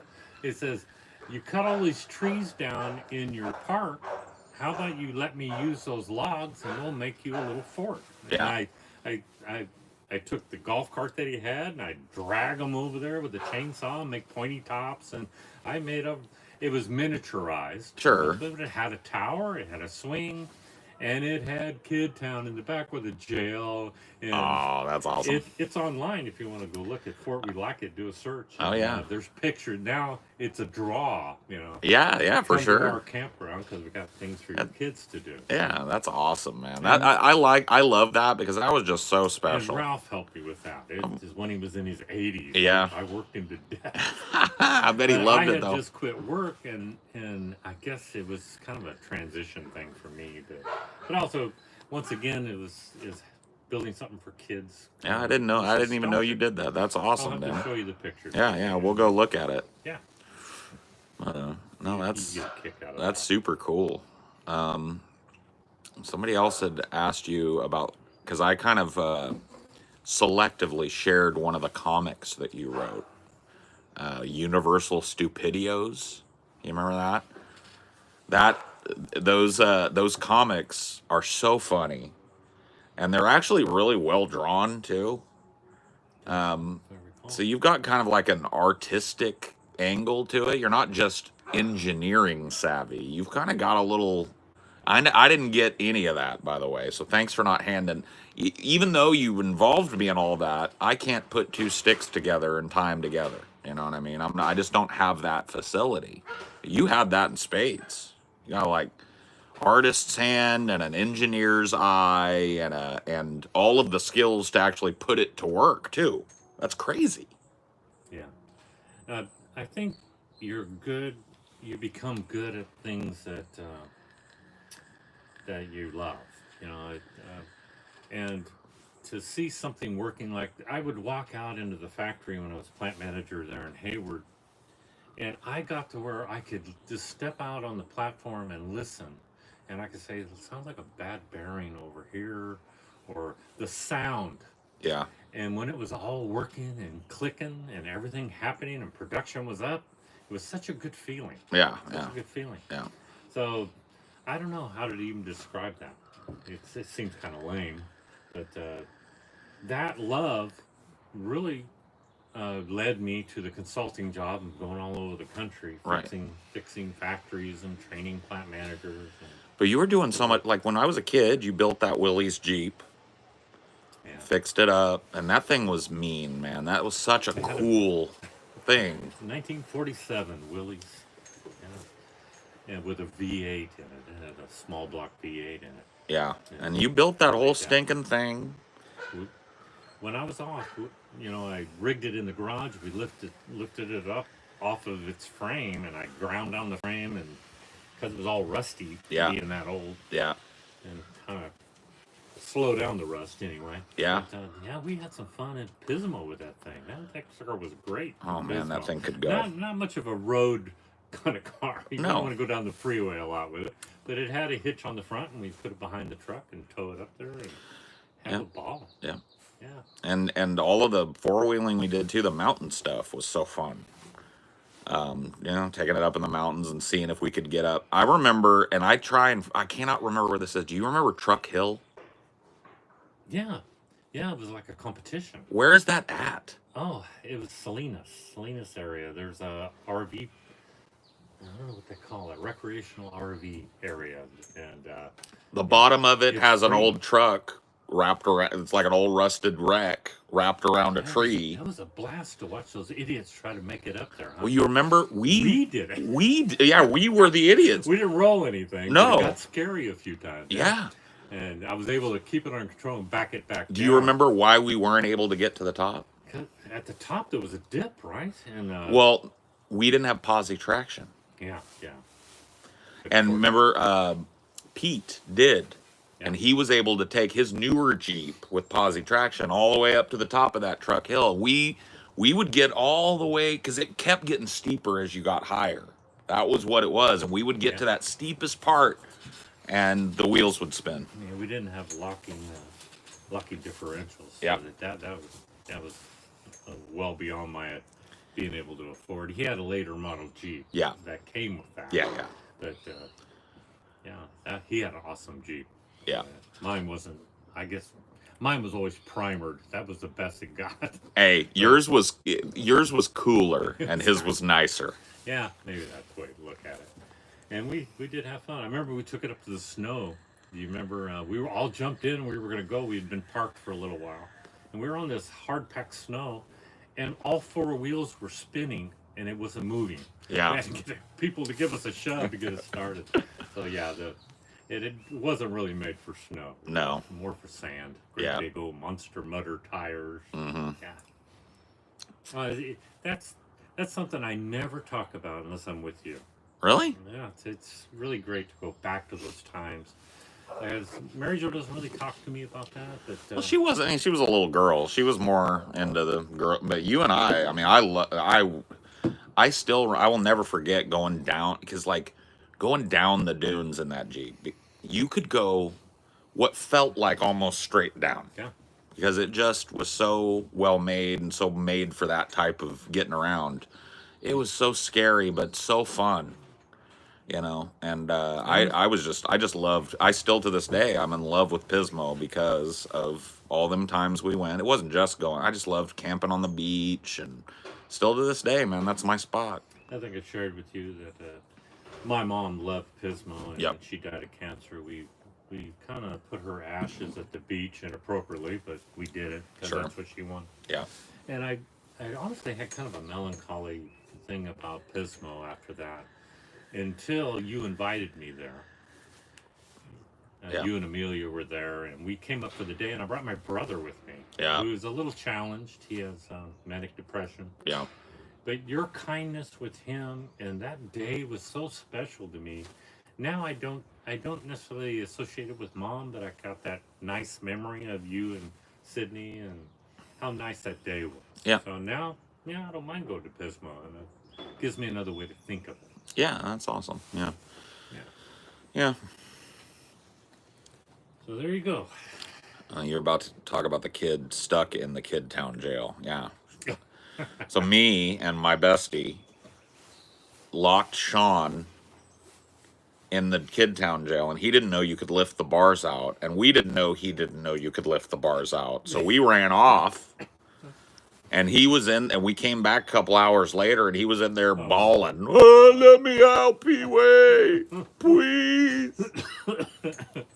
And then I got in trouble because he went home and tattled, and you had to show that family that, look, you can't lock somebody in it. Look, the bars come right out. He just didn't know, blah, blah, blah, blah. Because they were like, you imprisoned our son. The kid's speech impediment. I have to wonder what he's like now. I hope he outgrown that, because otherwise he's Mom said she bumped into him years ago. very difficult life if he hadn't got that. They all still live in that little town, you know. Oh, are they in that same house out there? Their parents are. Yeah. Oh gosh. Yeah. Yeah, those were miserable people. Yeah. They sucked. They were terrible neighbors. Right sucked. next door, we had very good neighbors.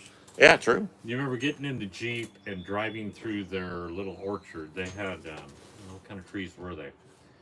There was just rows of trees, and we'd get in between the rows, and the branches that come in, you kids would grab them and squeal, and I'd drive their Jeep through there and act like, oh my gosh, we're going to run into things. And their little kids would be in the Jeep, too. No seat belts. Yeah, of course. No seat belts, just having a good time. Yeah. Good memories. Good Yeah. memories back then. Like I said, that was a time in my life when my world and life was perfect. That should have been a warning. Should have been a warning, cautionary. The storm clouds on the I was horizon. just living the life and loving you kids, and everything was perfect in my world. Yeah. So, Almost died on a drunk horse. That was fun. Sugar baby was drunk.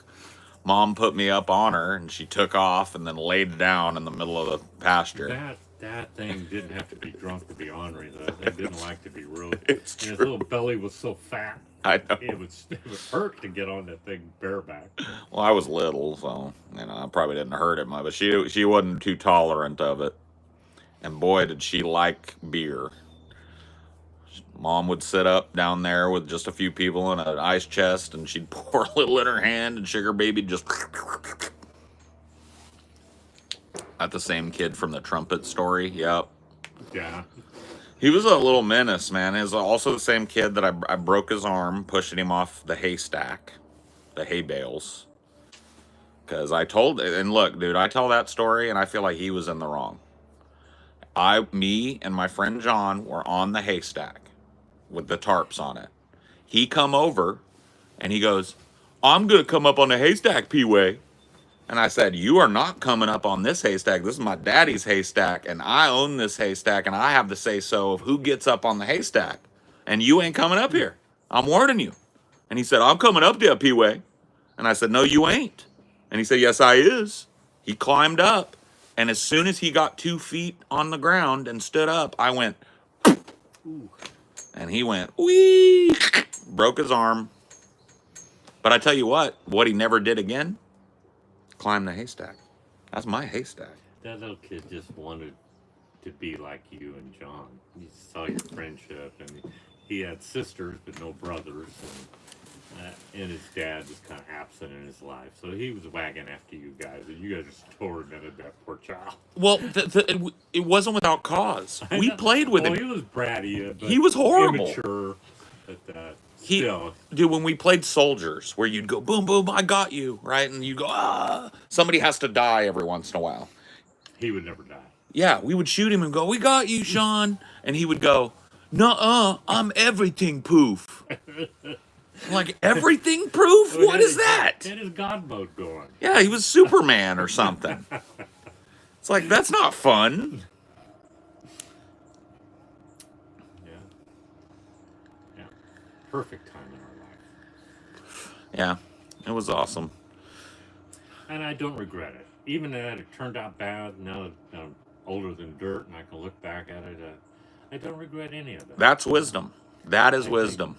I think I wouldn't be who I am now. I wouldn't be sitting here with my son and enjoying talking and reminiscing had we not had those experiences. So it's kind of like the dance, right? Mm-hmm.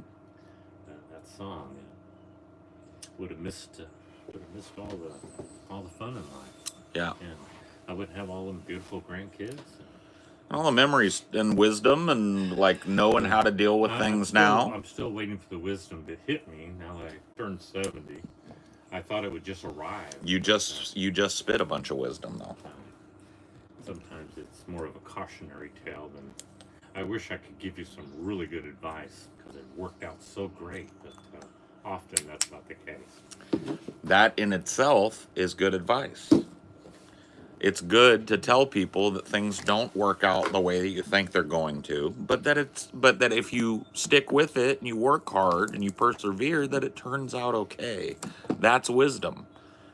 That is wisdom. And I think about life very similarly to the way that you do. I've been through a lot in my life. I had a lot of bad relationships, and this stuff happened to me that is wild, and made some bad decisions and messed up and disappointed a lot of people and fell short a lot of times. And I could look back and go like, what an asshole I was and what a scumbag I was. But you know what the truth is?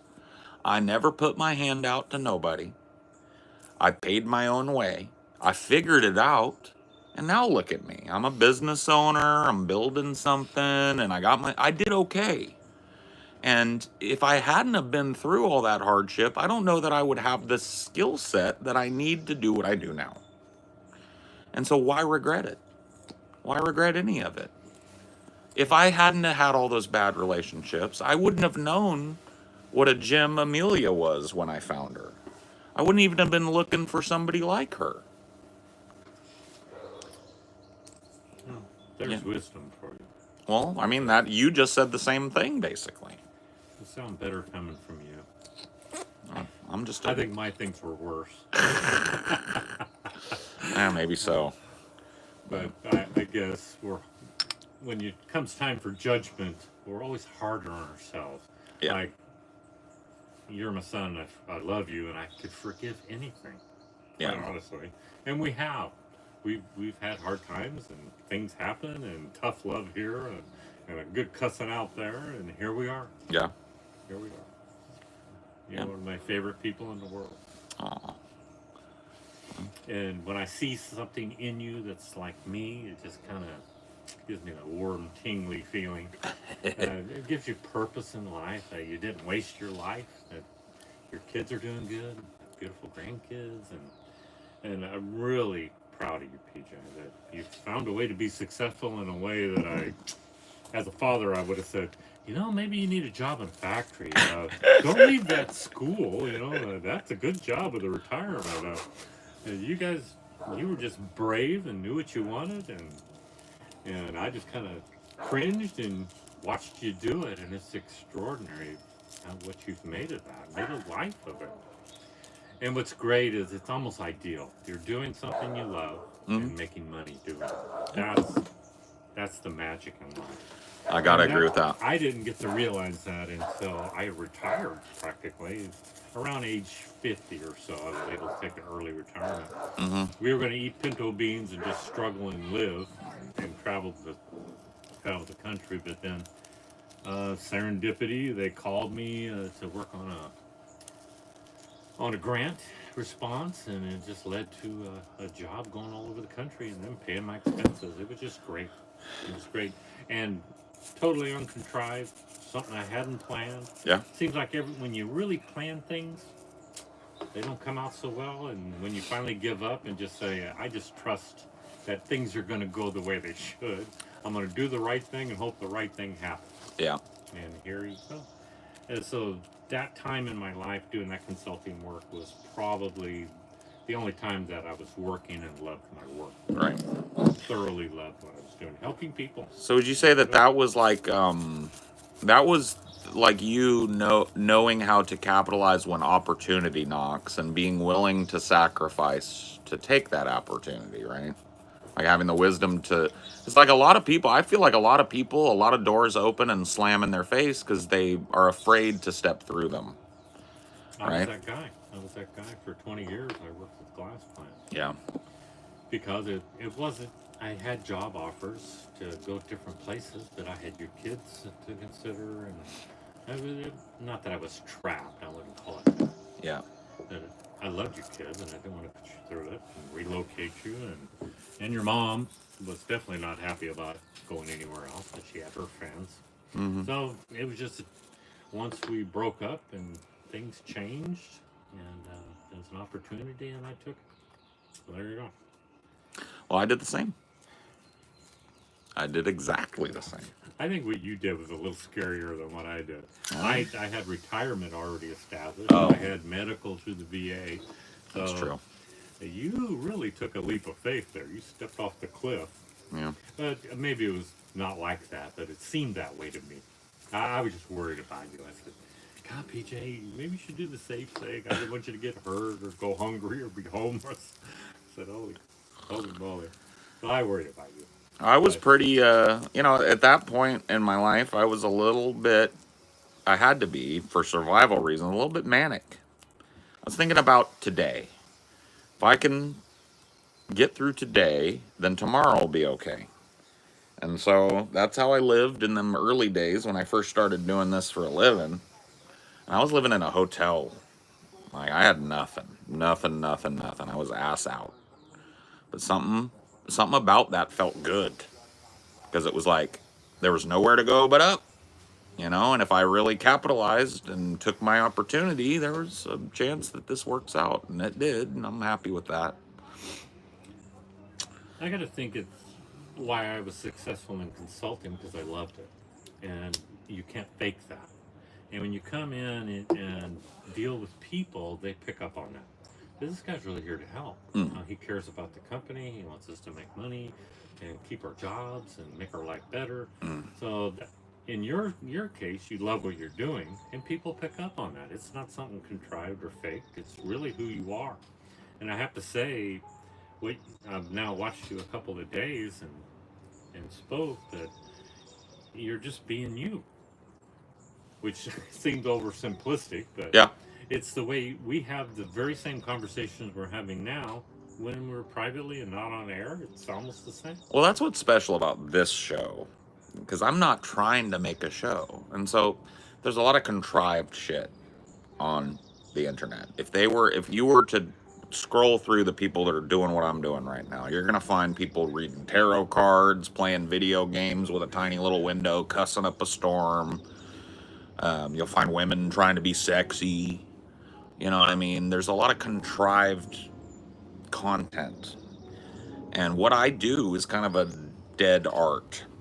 the idea of treating the internet like a conversational point and just letting people see a little human side of you, right?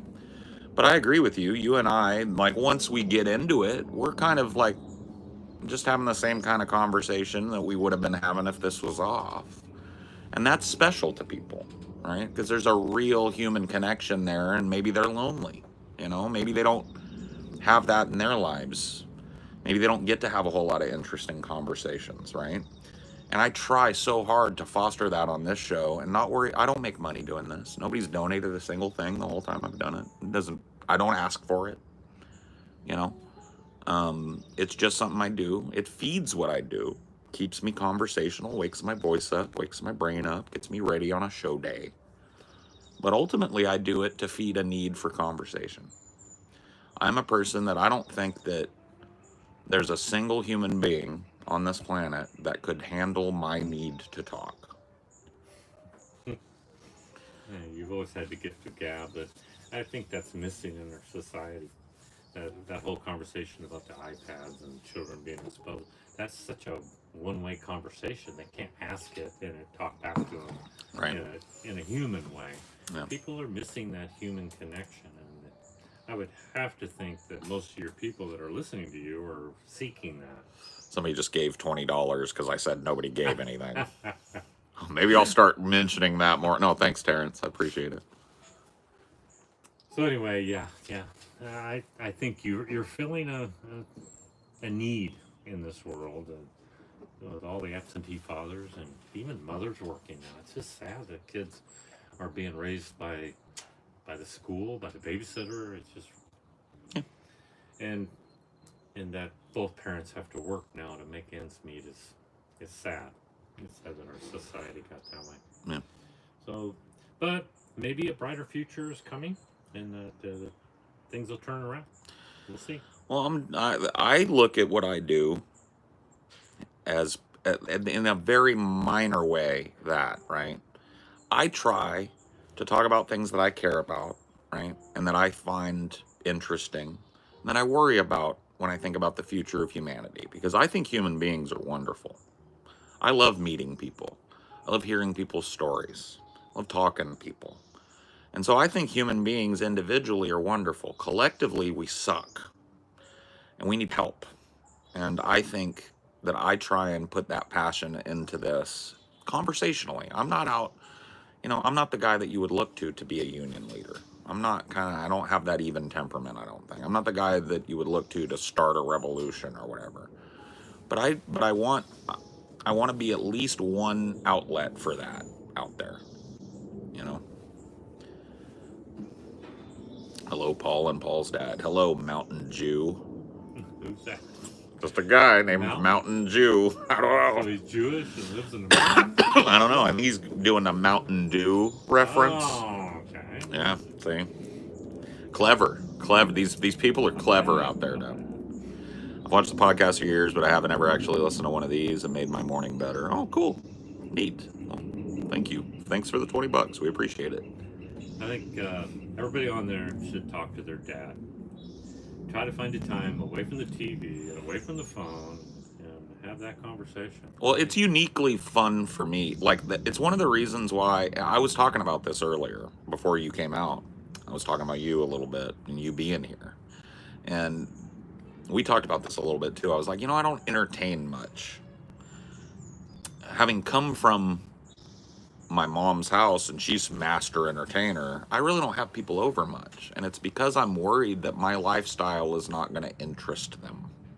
Because I live very simply. I like to sit around and talk. I'll watch TV when I have time off. I'm not I always got to be going, always got to be seeing type of guy. And I'm worried that a person that comes and visits me is going to, I was telling them, if it was my mom that came and visited, oh my God, I would have to. Judgmental, you think? No. Or but I would. No, not even either. But I would feel like I needed to schedule pretty much our whole day. Oh. Because you know how she is. She wants to go. She wants to see. She wants to do. She wants to. I'm not saying you don't want that stuff too. I'm just saying we have been okay for the last couple of days sitting and just talking. And I needed that, I think, to a certain extent. Not that I don't get that with Amelia. We talk all the time. But, you know, your father's perspective is so cool and unique to have. And so it's good that we can spend time doing that, not being distracted by everything. As a dad, I think talking with your adult son, when you were a child, you looked at me like I was the end of the world, you know, the beginning, the alpha, the omega, Yep. and that innocent, pure, you know, love. And then as you got older, we kind of move apart a bit. Although you and I were pretty close, but We it still, was different. Obviously, yeah. you and I always, and now as an old man and my adult son, I think I sometimes when we're around each other, I feel like you're watching me somehow. Uh, Maybe looking for some hypocrisy in me, or and I'm just really being me. But I feel like I disappoint you sometimes, or you wish I was thought the way you did, and that, and but No. it seems like when we do have these interactions, and Yeah. even when it's contentious and we disagree, We were talking immigration I think yesterday, it. and you and I got into it a little. Not, we weren't fighting, but see, that's what I appreciate about you. We both have a facility to have an elevated, passionate conversation, and then not put the anger and passion onto that other person and take it to that next step. For Yeah, us, and Amelia would probably chime in on it, when he and I were talking immigration yesterday, you couldn't get a word in yeah, edgewise, and we were just, and you had to just let us go at it. yeah, And for another father and son, that might have escalated into something that was ugly and, well, fuck you and fuck you, you know. Get But out of my house. yeah, we just don't, you know, it never got to that timber with us. We were just passionately kind of, and we were having fun. We were laughing back and forth. And yeah, so you said that you're worried that I want you to think like me, or that I'm disappointed you don't see this or that. yeah. The truth of the matter is, and I'm being, God's honest truth is, I value that you don't think like me. It's endlessly fascinating to me that you and I are so alike in mannerism, and like people talk about all the time when they're listening to us here. We sound alike. We have the same kind of vocal tone and mannerisms, and our delivery very, very. So we can be so alike, but come to different conclusions is endlessly fascinating to me. Because we've lived different lives, right? Yeah, Yeah. that's how boring would a conversation between you and I be if we just agreed on every little thing? It'd be horrible. We'd get bored with it. I And think every time we do get into a disagreement, yeah, we find common. You know, even in the immigration thing, there were things we both could agree on. mm-hmm. It was kind of the minutia. Yeah, yeah. So And ultimately, I think you have a different value system when it comes to that than I do.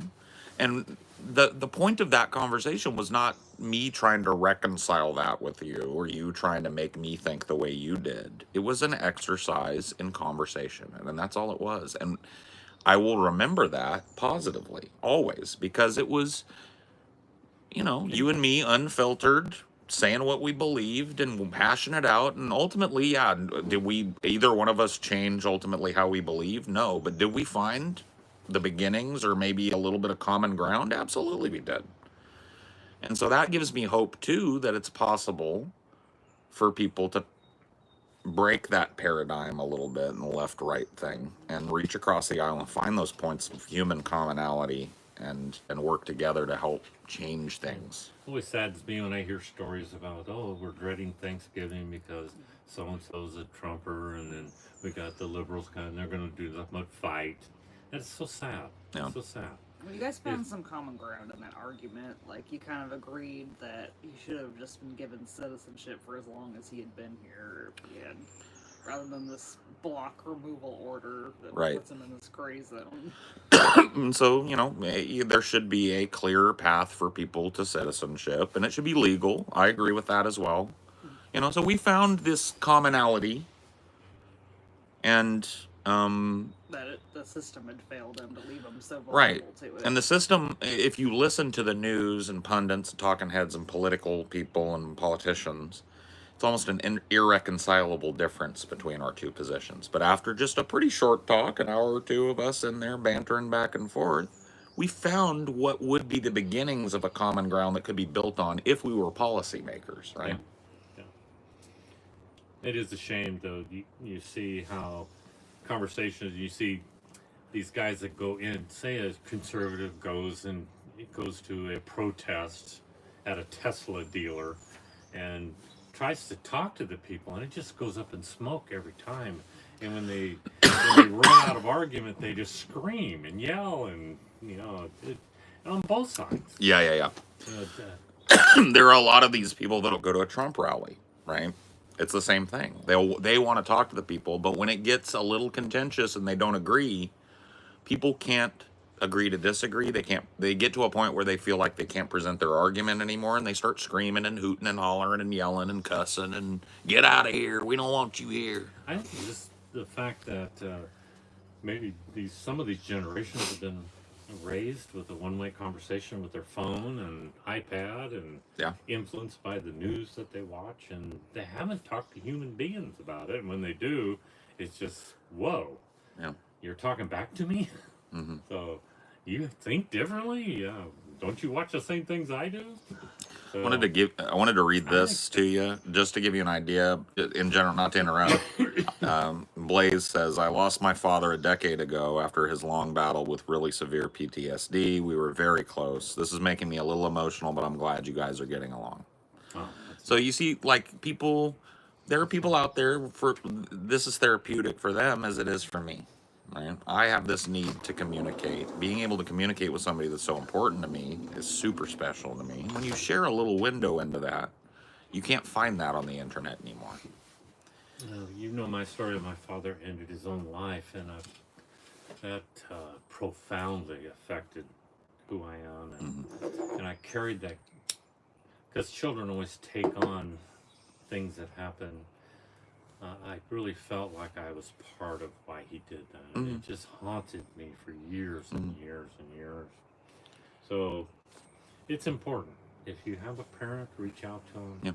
And dads are awkward sometimes and don't want to talk, but in the end, they love the kids that they've made. You're part of them.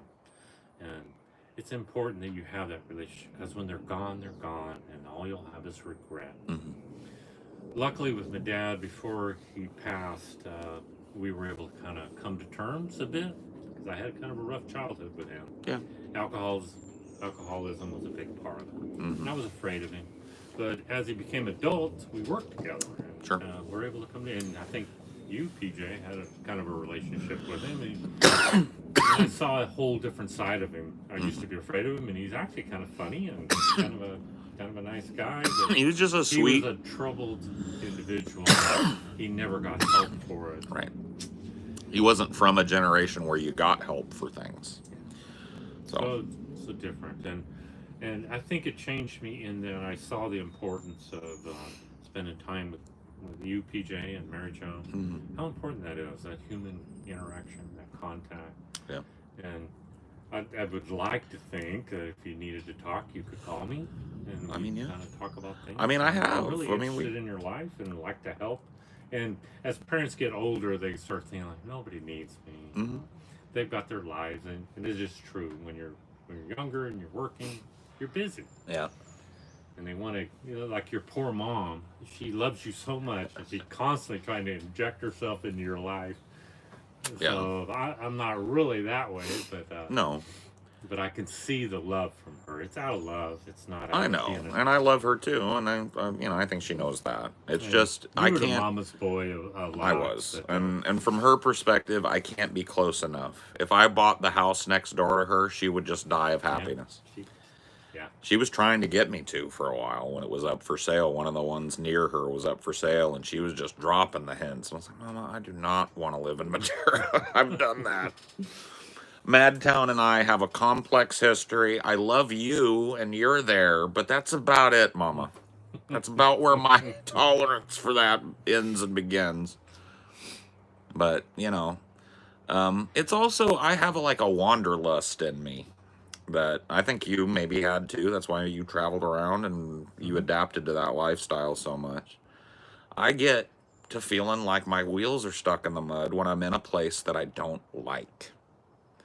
And it's like, well, being in the Central Valley, I grew up there. So I like that I know how to get around without a map. I like that I can recognize landmarks and I can get you anywhere you want to go in the Central. That's likable.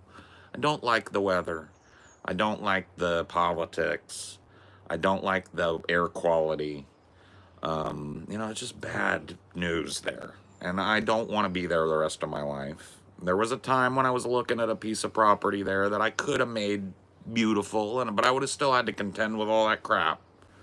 So ultimately, I've landed in all these different places and gave them a genuine go. It's like, oh, maybe I could live here. Maybe I'll. So when I got to Texas, it blew my mind how much like Fresno it was.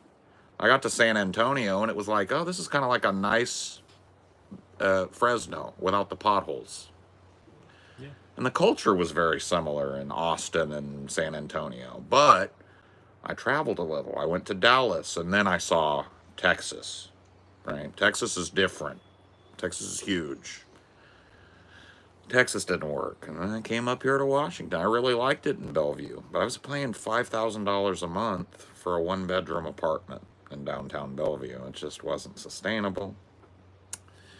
And so I went to Louisiana, and I didn't really have a whole lot of say in that. But the way the guys talked about it, I'm like, I'll give it a college try. And I was miserable. Oh, the food was wonderful, but the weather and the hurricanes and the politics and the fact that they don't know what a sidewalk is there is a little weird. Like, there's no such thing as a sidewalk in Louisiana. Yeah, I didn't know that. But no, so it didn't work there. Tried to boomerang back to Madera, thinking, all right, well, mom's getting old. Maybe I'll settle where I know. And that didn't work. And so I'm just, but ultimately the common denominator is me. It didn't work because I wasn't willing to settle. So I'm always skipping around and hopping around at this point in my life. And I think mom would rather me not.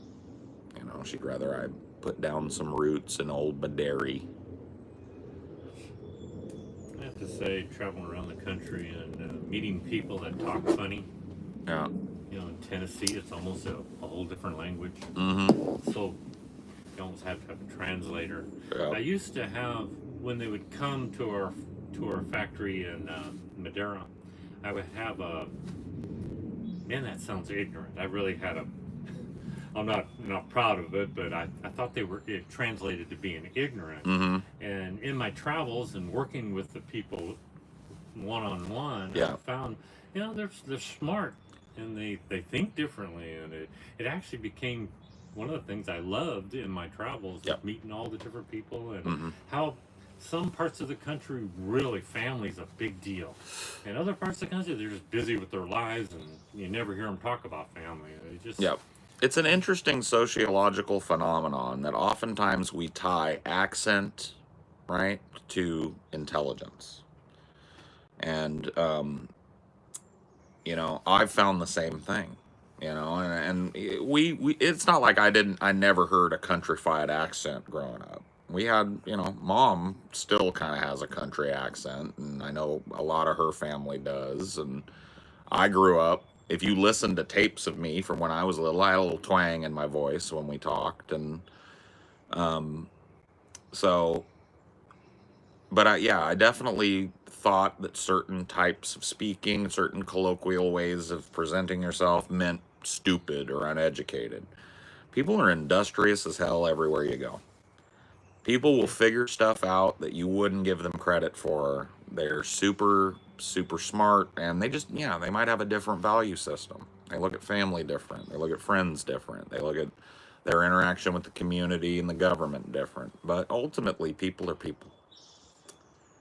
That's the way it works. I have to think, when I went into West Virginia and I took you and Marjo with me for that training, and there was like a group conversation, and they all picked on me because I was from California. I said, they think everybody from California was either crazy or gay. That was their opinion of California. So that they constantly picking on me. It was in a good-natured way. Right. And so I got to speak with all of them. By the end of that, I think I had a lot of friends. And now when like there's a lady that goes to my church and she's from Brazil and she has this accent. I think it's kind of endearing. Yeah. She could read something and it's so cool to hear that accent. So Yeah. my attitude has completely changed about that. And Yeah. I think it's kind of neat when somebody has an accent. I say, oh gosh, they're bilingual? Yeah. Go figure. Wish I was smart enough to be bilingual. Yeah. So, When yeah, when I was kind of single briefly, at one point in my life, I got sweet on this Australian girl. oh, the Barbie and all that. Yeah. I mean, it's it's like a rough accent, It's like Australian. Oi, mate, bum us a ciggy over here. Give us a lighter. It's kind of like very. But there was something about it that I found so endearing and cute when she did it. And it's not put on. It's no. the way they talk. Yeah. Okay. And so I get it, you know what I mean? And I used to, when I was a kid, a lot of my crushes when I was growing up were Hispanic girls, you know what I mean? So their parents, a lot of times, were first generation immigrants. They were Americans, spoke fluent English, but they had that Spanglish thing going on. And that, to this day, is hot. Super hot. I agree. What do you think about this? You seek out, so I feel like I have never in my life sought out a blonde because I grew up with nothing but blondes. I've never sought out a redhead because I grew up with a crazy redhead. I like dark hair, olive skin, dark eyes. I don't like blonde hair, blue eyes. It just ain't my thing. I don't know that I have a type. That I'm not the big-breasted kind of thing. I'd rather have just normal. See, you and I are different I there. just feel like it's more than a mouthful is a waste. That comes from my buddy Dean, who passed away. Dean would say things like that all the time. But, yeah, and I don't know if I have a type beyond that.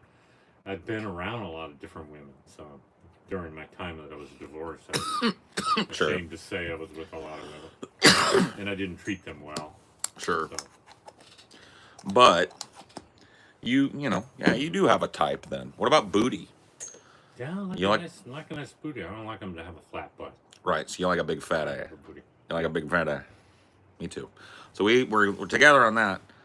I can't deny it. I used to say I was a generalist, that I didn't really care, But if you look at my history, I like big boobs. I guess so.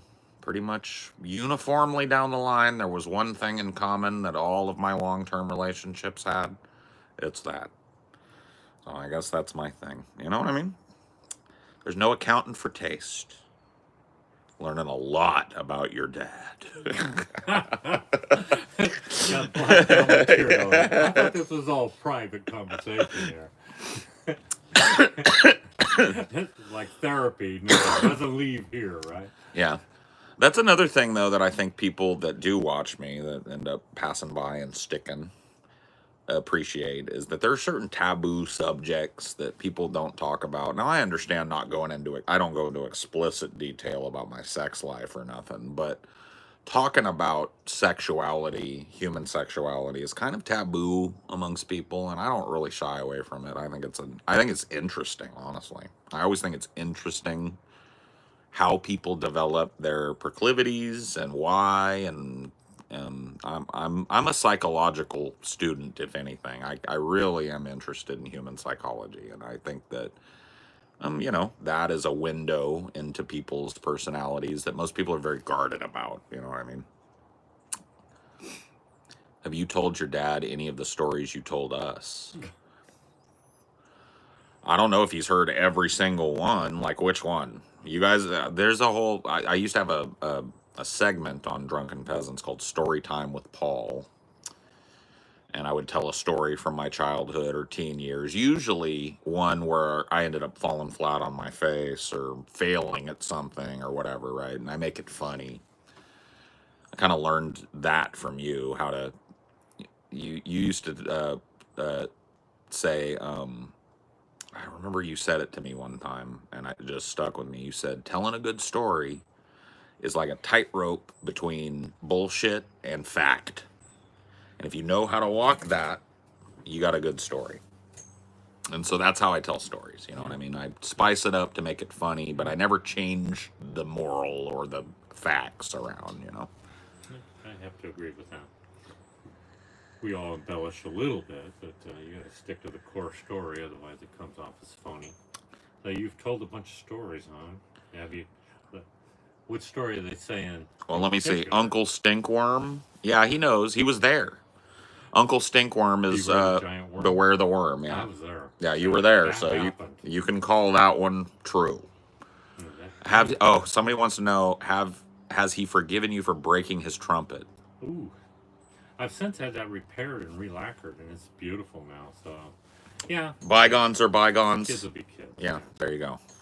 He looked like he had to really think about that for a second, though. So I think he had to. He went, ooh, have I forget? I have to say that trumpet though. I had a $10 trumpet that Mom got me from a pawn shop, and I played that all the way through high school. What year would that have been? It was back in the '70s. So hold on, let me do this. I graduated in '73, so I had that trumpet. What was $10 worth in 1970 versus now? I found this on the web. $10, 82.42. Yeah, it was a pretty funky little trumpet. Yeah. And but I got by with it, and it got to a point where it was holding me back, and I went to my grandma on my dad's side, and she knew that I played in the band, and she offered to buy me a trumpet if I paid her back. Yeah. And that's when I got that trumpet that you bent. It was a newer one. Oh, I dented it. Yeah. Yeah. And it was a I dented. Bach Stradivarius trumpet, and it was kind of geared toward concert sound. It had a dark sound, and after that I became president of the local president of the band, and I was first chair trumpet in the concert band and dance band. I got a job, and I ended up making a living playing that thing. So it became a big part of my life, and with PJ denting, it was not a good thing. But, Well, that's one of the things that with time I learned about it, because even if I didn't talk to you about it, I remember I brought it up to other people, that story, because that story sticks with me, man. And it was a lesson learned, right? About coming clean and being careful with other people's things and all of that stuff. Kids got to learn that somehow. But the reason that you were so, I think, hard on me about that was twofold. Number one, I lied and made you go into a really uncomfortable situation and then have to apologize to that person when I finally fessed up. It was a neighbor from hell, too. Yeah. That didn't help. Well, that's who I blamed it on. The truth of the matter is I was so proud of it. I'd taken it to school for a show and tell, and you had given me the talk, be very careful. But I was so proud of it, and all the kids were so interested in it that they wanted to look at it, and I was on the bus. Oh, let me see the trumpet, let me see the trumpet. And I unlocked it, pulled it out, and the trunk, and I was letting people look. I wasn't letting them hold it. I was letting people look, and then it hit a bump, and I went to load it back in, and it up against something and dented it, and It doesn't take much. they're very delicate, you know. But from your perspective, that was representative of your hard work and all that time when you were It was a young. link to my grandmother, too, because she loaned me the money Right. for that particular. And so I didn't, you know, I as a kid, you don't appreciate the history behind things. I just loved it because I knew you loved it, and I was proud of it. I wanted to show it off, you know. And so, but I didn't know I didn't appreciate the history behind it. You probably had told me why I needed to be careful with it, but you know how kids are. Yeah. Something's not precious until you drill it into them what precious means. Or they learn for themselves what precious is, and they lose something or have something damaged that's precious to them. And so, That trumpet, gosh, it haunts my life because I was playing with it was called Blackbone and the Tribe, and we played all the high school dances. So whenever it was on the radio, we were playing it. yeah. And back then we had Chicago all the great bands with the horn sections. Yeah. So it was just like fun, Yeah. and we would split it up at the end of the dance, and we'd end up with $10, go out, eat breakfast, and we'd be broke again. Yeah. But it was probably the most enjoyable time. But I was at the girls' gym there at Madera, and your mom danced up to me. And at that point, she was in the band, but I didn't really know her. Mm-hmm. Asked me to dance, and the guys pushed me out there. Yeah. And that was kind of the beginning of you. Yeah. And Yeah. marriage and all the grandkids. So Yeah. it has that kind of link with me. So that trumpet was kind of And part of me. I still have it. I Later, would. picked up a flugelhorn. I have that, and Mary Jo has that. And I was hoping one of the kids would kind of take it up. I would be shocked if you didn't have it still. So yeah. I still have it. And occasionally, my grandkids in Arizona want me to play something, and they'll show me something on the radio, and I'll kind of transcribe it, because Yep. I never was an ad lib kind of guy, but I could write it out and play it for them. I remember and this is a memory from when I was little. It wasn't huge, but you were playing the trumpet more when I was little. Mm-hmm. And I remember asking you about your lip, because you had like a callus, I think. Yeah, it makes a dent in your upper lip. And it was bugging. It was bugging you, because I think you hadn't played in a while, and it had, it wasn't as built up. And I remember you putting something on it. It gets sore. Yeah. And I asked you about it, and I remember you telling me that when you play the trumpet, you get a callus on your lip. And then years later, I looked at Louis Armstrong, and his whole top lip, if you look at him, especially when he was playing the horn almost exclusively, is tore up. I mean, the callus on his flume there is just crazy. Yeah. I kind of had buck teeth as a child, so the trumpet actually helped my buck teeth to go down. And I guess it helped me be a good player, because it kind of, the mouthpiece kind of nested in those front teeth against my lip, Mm-hmm. and in a way, it kind of helped my ability to play. So I never really sought to get my teeth straightened out because of it, because it would mess me up. I had a buddy that played in band with me that got braces, and it wiped him out. Yeah. You can't play with braces. So that kind of turned me. Not that we had the money to do that. We were kind of poor, so that wouldn't have happened anyway. But I remember having a talk with you when I was in my teens, when I was living with you in Fresno, in that little neighborhood there. And I'd asked you to get out your trumpet, and I asked you to play it. And you told me, you were like, I don't really want to, PJ. And I said, well, why not? And I don't remember exactly how you put it, but you were like, the basic gist that I got from it, that I took from it, was that, that's my past. I don't really do that stuff anymore. And it's, I don't really like dragging it all out and doing it. It's just not what I do. And at that point, I don't think I ever have heard you play the trumpet since then. And so what? I was playing every day, 5 days a week at school. I was in the dance band, the concert band, and then every weekend, Friday, Saturday, and sometimes Sunday, at a wedding, at a school dance. And I just, when it became something I got paid for, it took the joy out of it, and I just got burned. Yeah. And here I was in senior year as president of the band, and I get this scholarship to Fresno State, and everybody kind of thought that was where I was going, and I was just burnt. So I kind of turned away from it and went in the Army and just changed my whole life. Did you ever think about that commonality between us? Both of us got a scholarship to Fresno State for the arts, and both of us decided to go a different direction, much to the disappointment of our families. Yeah, that's true. Isn't that interesting? We kind of went our own way, didn't we? Yeah. I didn't even know that about you. But the same, I never knew that you had gotten a scholarship to Fresno State and decided not to take it and went a different way. You did the Army. I did figuring out how to be a worker bee and work a normal job and build a life around that. It's different destinations, but ultimately we ended up making the same decision. And I'm going to tell you straight to your face, for the same reasons.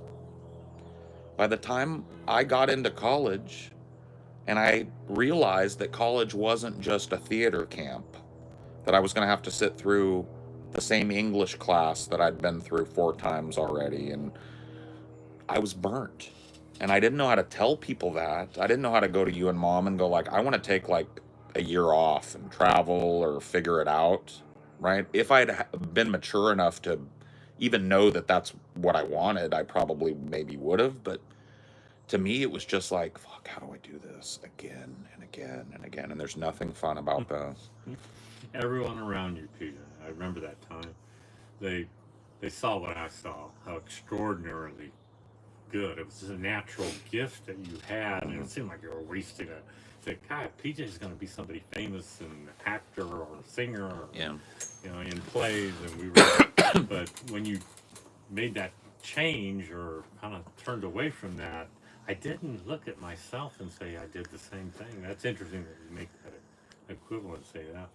That is interesting. It's the truth, But though. I mean, it's just you were burned out like I was burned out, and in a it wasn't different that in a we different didn't way, love it. We didn't love it, right? and we weren't natural with it. But it was just you couldn't see it as a lifestyle, or for the rest of your life. Well, you I got wanted such to- mixed messages, and it wasn't just from you guys, it was from everybody. It's like even Ginger, right? Because Ginger was like a second mom to me. She was really wanted special. you to I mean, like a mentor more than a teacher type of thing. She filled a role.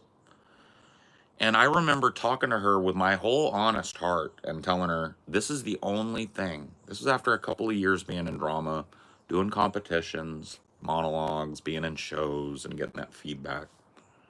This is the only thing I've ever loved. And this is what I want to do. And she was not one of these people. She didn't tell me not to pursue it, but she was very honest. She said, look, everybody wants to be an actor in the movies. Everybody wants to be on Broadway. Everybody wants to make a living doing theater. Not everybody, but everybody that does this wants that. And you know how few people get it? That was a good conversation. Reality. But as a teenager who had just discovered what I loved and what I thought, okay, this is that moment where you find what your purpose is. That crushed me. And I got the same talk from you and mom, right? In a different way. But it was more like, yeah. And what it turned into, you remember, was you were going to be a teacher. Now, you weren't telling me that, but Ginger put that in my head. She said, Paul, have you ever thought you could do what I do? And I said, no. And she said, what if I told you that I love theater in the same way you do? And I fulfill myself by getting to create beautiful pieces of theater my whole life and help kids find that same joy. And it clicked with me, oh, that's what I'll do. The problem is, Daddy, I don't have that thing that JoJo has. Right? I can't be a teacher. I don't have the patience. I would have been a Oh hot-headed. my gosh, that's another commonality that we have. Yeah. Because my obvious path would have been to go to college, be a teacher, music teacher. I have no patience for the squelching clarinet and all that sitting down. And I tutored people, and they taught me that, hey, that's just not what I am. Showing somebody how to do it. I love doing it. Mm-hmm. The performing side of it was great, but the actual passing it on, I'm no good at it. No good at it. So I saw that early on, and it's part of the reason I turned away from it. And it's same with you.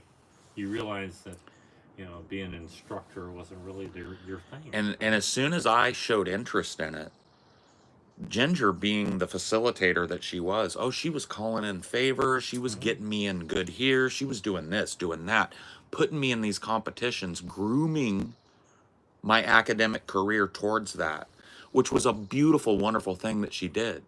But I was a teenager, man.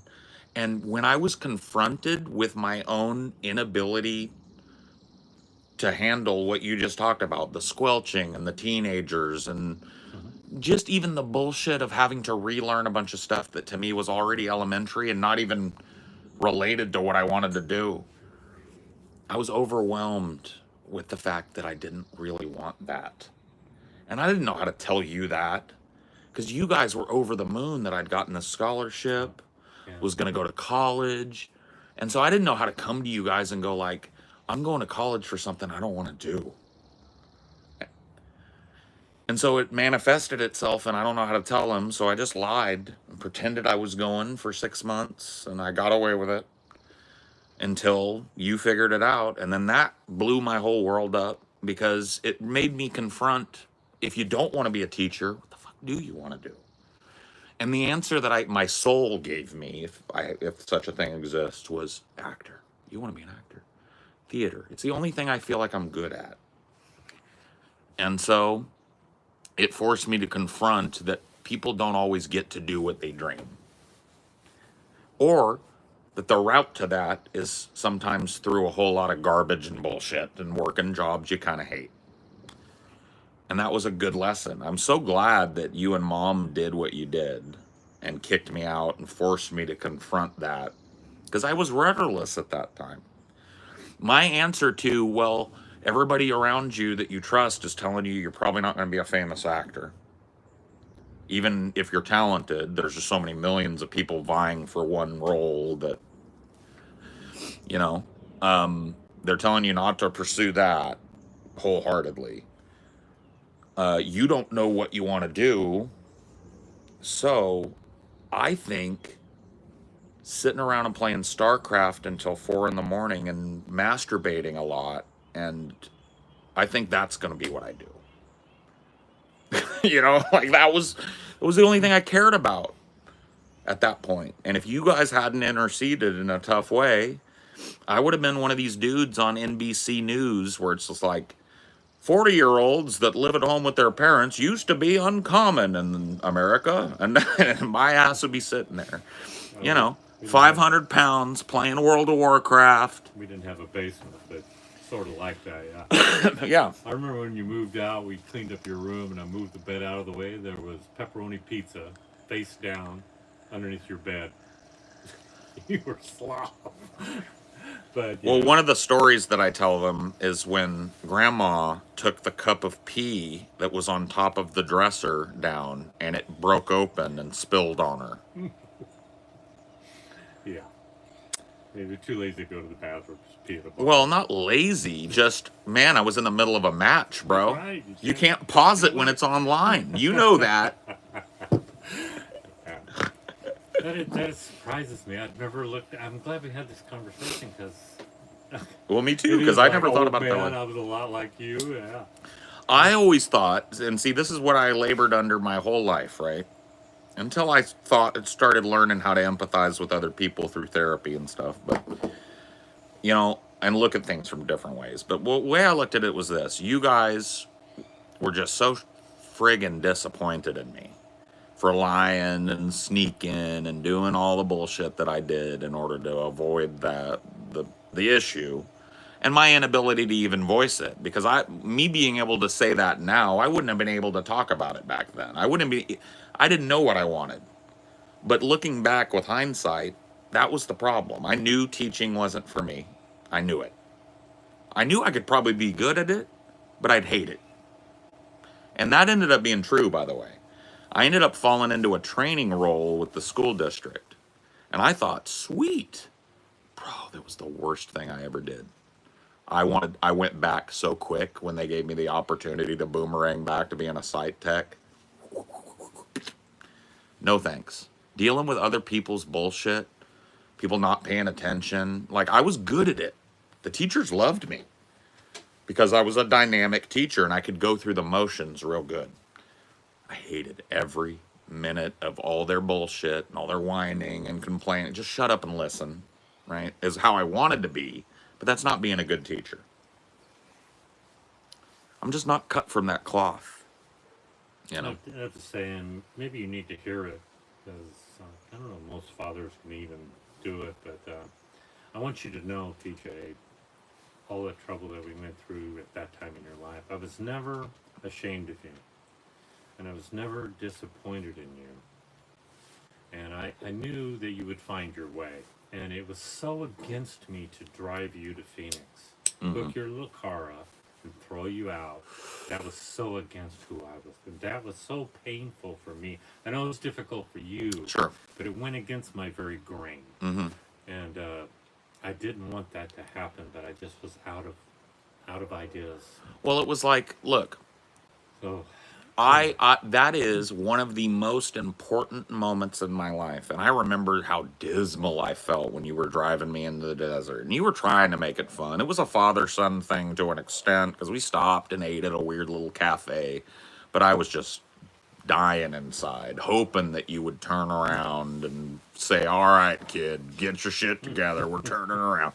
But you would, and you know what? I got dropped off at Rodney's apartment with a duffel bag and a car, and you said you lived on top ramen for oh, weeks, dude. Well, here's months. how I'll tell you what I did, man. I at first, and Rodney is he was one of my good friends, so he knew. So I slept on his couch for about 3 or 4 days, crying and whining, and we ate chorizo. He would fry up chorizo because it was cheap. Fry up some chorizo in the morning with a tortilla, and we ate chorizo tacos every day because that's what he could afford to feed another person. You know what I mean? And then eventually, he just had a very calm talk with me. Was like, Paul, he was like, it is so easy to get a job around here, man. I swear to God, if you apply, you're gonna get a job. And I was like, all right, Rodney. And so it was about 4 days of drag assing on his couch and living like a bum. And then I went and it was true. I applied at MCI WorldCom for a tech support position. I had no school, but it didn't require it. They said training provided. Went in there, got hired immediately, went through a whole month of paid computer tech support training, a lot of which was remedial because of the work you and I did. That's why I got hired, I think, is because I went in there kind of knowing already how to fix a computer, or at least how to troubleshoot one. And Mm-hmm. so got that job. It was a really good job, but the job sucked because once I started doing the job, you're trained to be this customer service, and they train you to help people over the phone. But what it ended up was I was kind of a sales point for a warranty. So somebody that some old little old lady bought a computer for herself at Walmart so she could talk to her kids via the email. She don't even know how to plug it in. She calls me, and I would love to help her. I'd love to help you with that, ma'am. Can you give me your warranty number? Well, I didn't buy the warranty. Well, unfortunately, I can't help you today unless you pay for the warranty. Well, how much is it? $59.99, and it covers your PC for 2 years, and you can call me anytime. Well, I don't have $59.99. Well, I'm sorry, ma'am. Nothing I can do. That was 90% of my calls. I was miserable, but me and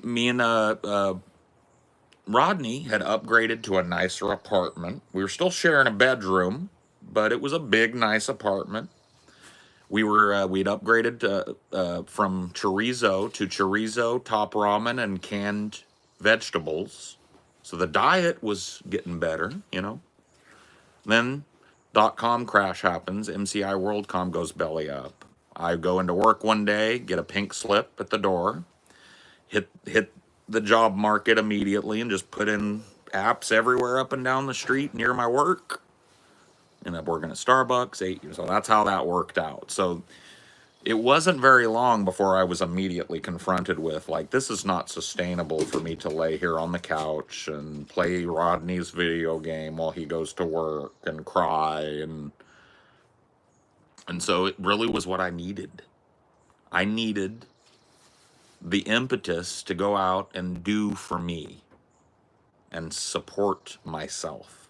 And you remember, I got to a point where I prided myself that I'd never had to call you guys, ask you for $100. Can I get 50? Can I get a loan? Now, you helped me. You helped Elwin move up Yeah. with the trailer. So you did some stuff that would have been expensive for me to do. So you helped me out. I'm not saying you never, but I never called begging anybody. Yeah. I need a loan. I need $50. I did for me, and I became proud of that, and I remain that way. So For me, going into the army kind of grew me up. Get you away from your family. They tear you down physically and mentally, and then they build you back up. hmm When I left there, I could just take on the world. Obviously, that wasn't the path you took, but similar. You kind of had your own boot camp, starvation. Hey, I work, I eat. Yeah. I need to correlate those. If you don't work, you don't eat. Yeah. So that reality. So that was good. But Well, I think now when I look back at it, I don't have that painful regret of taking my son to Phoenix and dumping him. yeah, no. So I appreciate you explaining it in that way, but still, it was such a painful thing for me.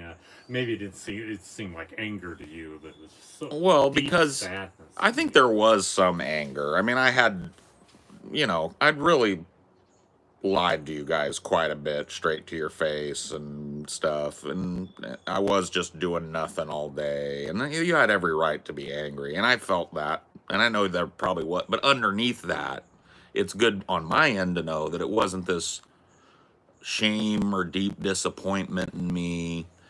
But I will tell you that worrying about that is maybe one of the things that drove me to never to really I'll show them. Yeah, some pride, Yeah, self accomplishment right. goes a long ways. But That's good. having gone through all of it, it is nice to know how that worked out both ways. Yeah, I'm glad to hear that it worked for you, and it wasn't just some painful thing I did to you. That No, that was I told Mom that a long time ago. And I said, you guys coming together and putting up a united front. Because of course, as soon as you told me, it was hard on her. oh, it was worse on her. I You being know. a mama's boy. Dude, she didn't call you every 5 minutes. Are you eating, son? She did, I and bet that she did. well, that was the thing. It's like that was one of the things that kind of kicked because on her end it's just love and concern, but on my end it was kind of like I'm doing fine, lady. And I think on her end, and she's shared this with me, she thought I was gonna go see how hard it was, Some bacon. Yeah. come to her and plead, I see now, Mama, I see. Right? And that never happened. And you could still be living with her now. Yeah. That probably was the way it would have went. But it's good you found yourself. Yeah. Took some pride Yeah. and got on your own 2 feet. There's some pride in that. I guess you've never been that way because you've always been with her or me. And I think there's a good feeling when you finally make it a little bit. Yeah. And it just builds on. There's a little bit of pride Now, knowing that I you would never dream of going back and living with my parents. Mm-mm. It's not even a thought in your mind either. and there's a lot of pride in knowing that you are the one that put the turkey on the table. Otherwise, it wouldn't be there. You know what I mean? You're the one that made the dinner. You're the one that paid the rent. You're the one that turned on the heat. And it's you or nobody else that's going to do it. And it puts an achievement on an otherwise drudgery kind of job, right? It adds meaning to slinging coffee for 8 years because it kept the lights on and I got to do a lot of fun stuff, and I learned how to have fun and, kind of keep a budget, you know? I didn't get super in debt like a lot of people do. I managed to dodge that bullet, thank you. And I drank and partied and had a lot of fun.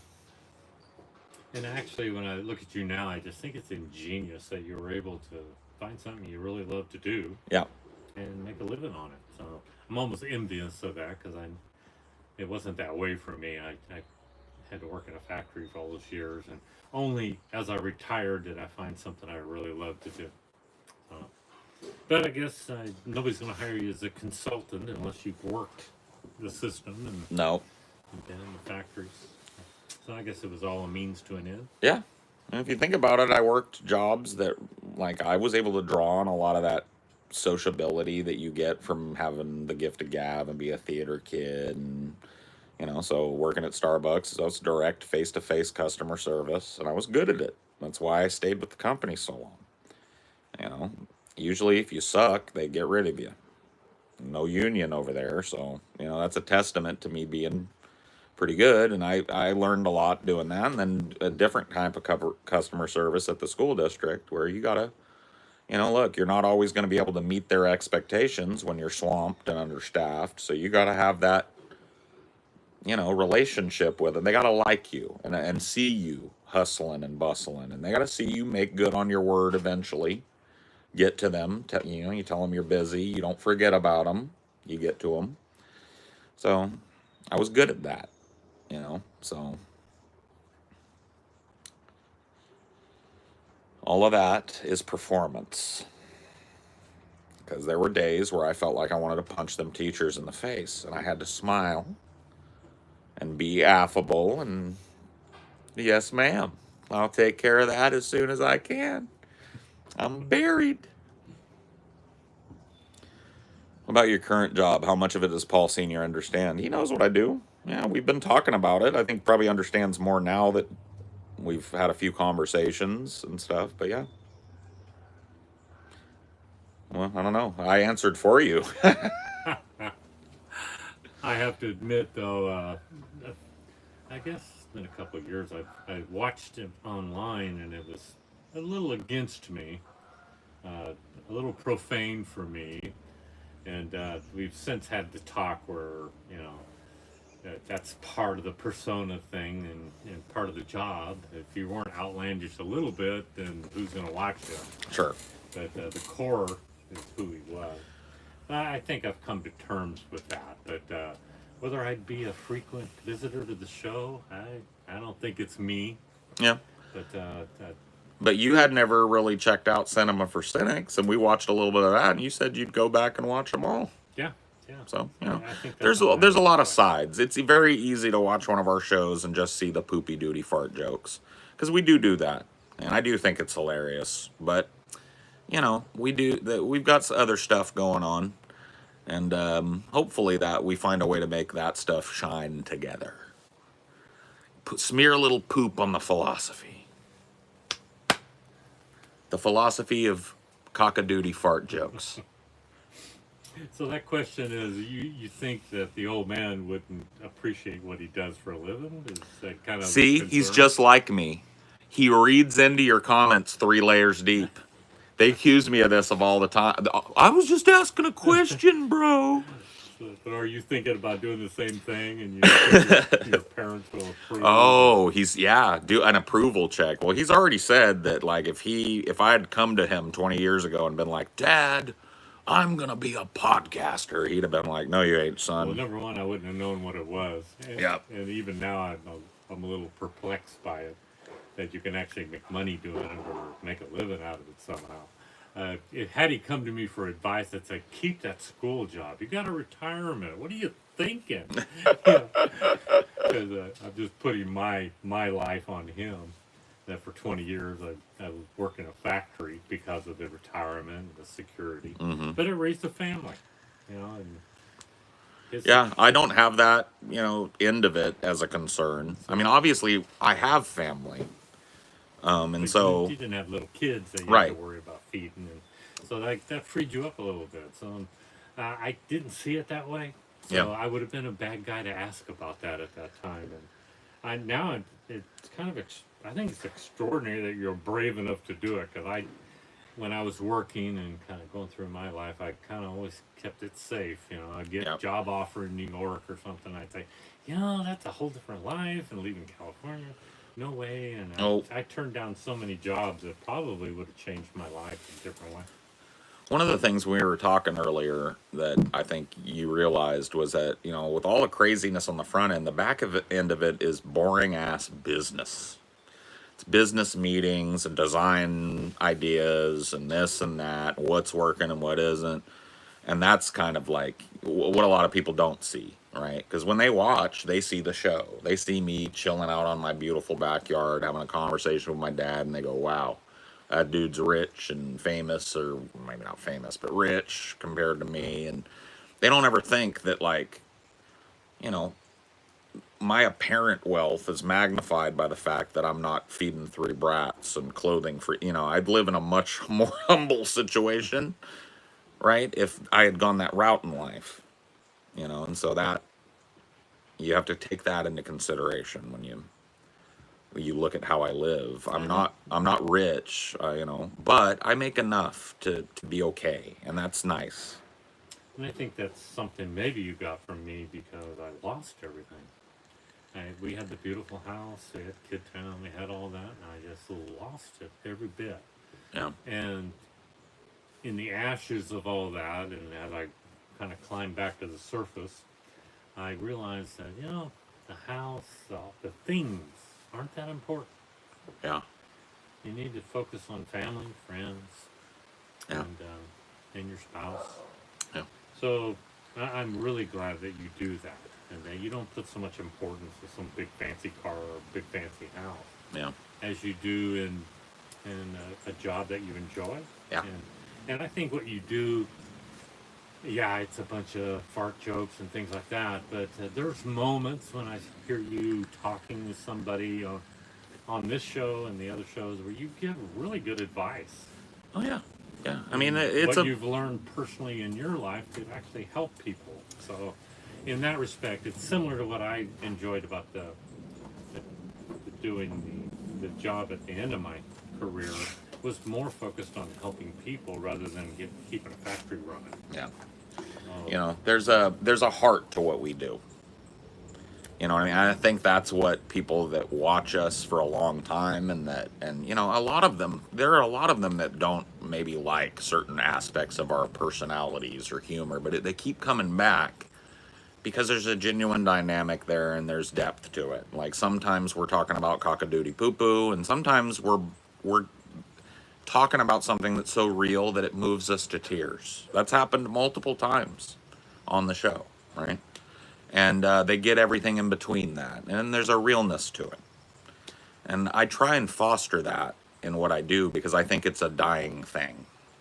More and more content is structured and scripted and overthought and overwrought, and it's losing its human touch.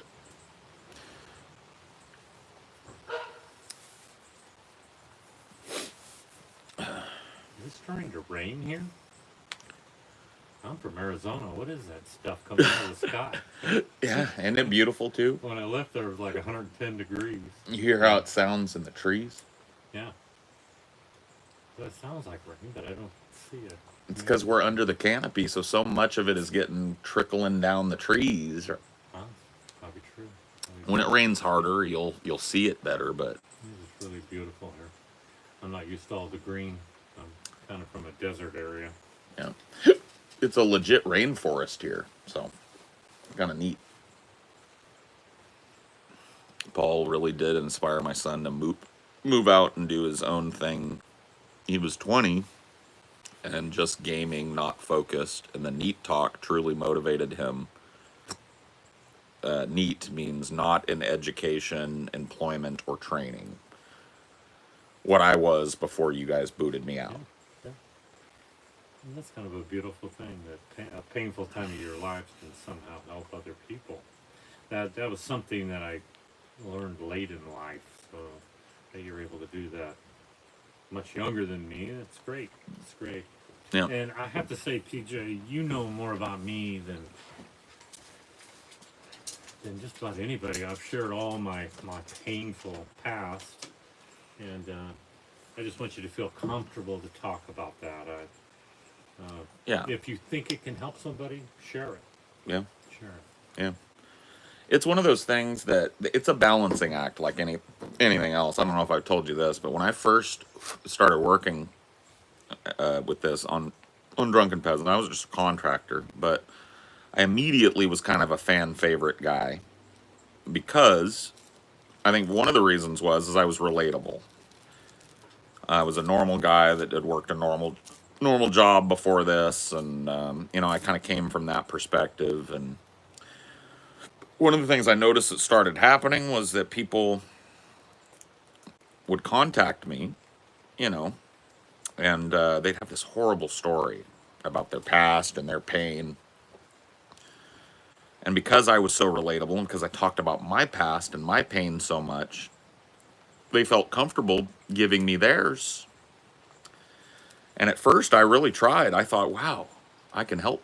I can help. I can help. I can help. I can help. And I learned pretty quickly that I'm not trained to handle other people's pain on the scale that I was being asked to, because it grew and it grew and it grew. And I had to stop. So there's a different, I'm very kind of, if you were to watch in totality the stuff that I've done, I talk about me, right? Because I'm comfortable with people knowing what my perspective on an event is. So I've talked about you through the lens of my perception of you as a child, through the lens of my perception of our breakup, and through the lens of my perception of you colored by all of that history, right? But I've never told people that anything that I think you would consider to be secret. And I don't do that for anybody other than myself, but then I don't really consider most of my life secret. But I don't but I'm very careful with other people's lives because there are unintended consequences to sharing your deep personal stuff. So to give you an example, I've told them that granddad committed suicide. I have not told them the story of what led up to that and what happened in the aftermath of that. To me, the benefit of that, talking about that in detail, would be if somebody had gone through something similar, they would find commonality. The cost of that, to me, would be greasy people wanting to make me feel bad, using it against me, bringing it up at inappropriate times, blah, blah, blah, right? Yeah. So, that's the tightrope act, right? You want to share, but you don't want to share so much that your family's getting harassed by weirdos that they don't even know, because that will happen. There's a lot of people that have a very, very unhealthy obsession with what I do and me as a personality. Both ways too. Sometimes unhealthily positive. That's called like parasociality. Have you ever heard that term? Parasocial. To a certain extent, we're all parasocial. So it's like, you were a trumpet player. Who did you look up to? Like, what was there a rock star or did you ever idolize like an actor or a rock star or a trumpet player or anything like that? Yeah, there were some really good ones. Maynard Ferguson was probably the best trumpet player ever and never heard of. Yeah. He did the theme for Rocky. Oh, yeah. Yeah. So that's parasocial, right? When you look at somebody else's life and you take inspiration from it and you're inspired by them, and you kind of like, maybe when you're making a decision, you think, what would they do, right? Parasociality gets unhealthy in the online space when somebody that thinks that way has access to you, and they start to think that on their end you're somehow like a little partner in their life, right? They build up this parasocial feeling of connection that's one way. It's a very unhealthy thing, right? Because I'm so open about myself, because I do these streams and I sit out here and I'll just talk openly, they think that they know me. But truth of the matter is they don't, because I just explained to you I'm very tactical about what I share. So they don't know the full story. And that's not just that incident, totally, right? And they think that I know them. And it causes them to take liberties that a friend might, but that are really weird coming from a person you've never met. And that's the positive perils of parasociality. And then the negative is there are people out there that enjoy, like I was with the truckers. They get a rise out of pissing me off, or making me feel bad about myself, or dragging my family members into it if they can, And so I'm very protective of my family. I wouldn't have asked you to do this if I was going to have you sitting here reading. It's not like there's lots of filth, but if somebody were to come by and say something horrible about you, you'll never know it because they got banned. I would never, have you be a part of it in that way, because it's just, people don't realize until they realize. People are fucking weird and gross, and they will push the boundaries of legality on fucking with you. There's a guy who does what I do, but he's way more popular. Ethan Klein is his name. He does H3H3 is his podcast. And recently he had a thing where people called CPS and made a false report that his children were living in dog shit and filth and that they had parasites from it. No proof of that at all. They're great parents. They're rich. They have maids and nannies and all this shit. But CPS showed up, had to invade their privacy, go through all their shit for just because somebody wanted to mess with them. You've heard of swatting. Yeah. So that's a very real risk in my business. And so that the tightrope walk of sharing too much, it can be a pitfall, you know. Gotcha. Yeah, I can see that. It sounds like you're sharing about your struggle and being taken to Phoenix, and how it, if somebody kind of looks at you and kind of admires where you're at now, and Right. here's how it happened, and it inspired him to move forward with his life. That's a great thing. Right. That's a very good thing. But me sharing that story had no implications for my family. It's a story that has implications for me. People can be like, "You were a loser, fat idiot," you know, whatever, right? Self-deprecating. Right. Yeah, there was a time in your life you were a little worthless, but True. yeah, you're in a different place. Yeah. So that's one of those things. When I was 18, I really thought I had it all together and knew exactly, had my little life so planned.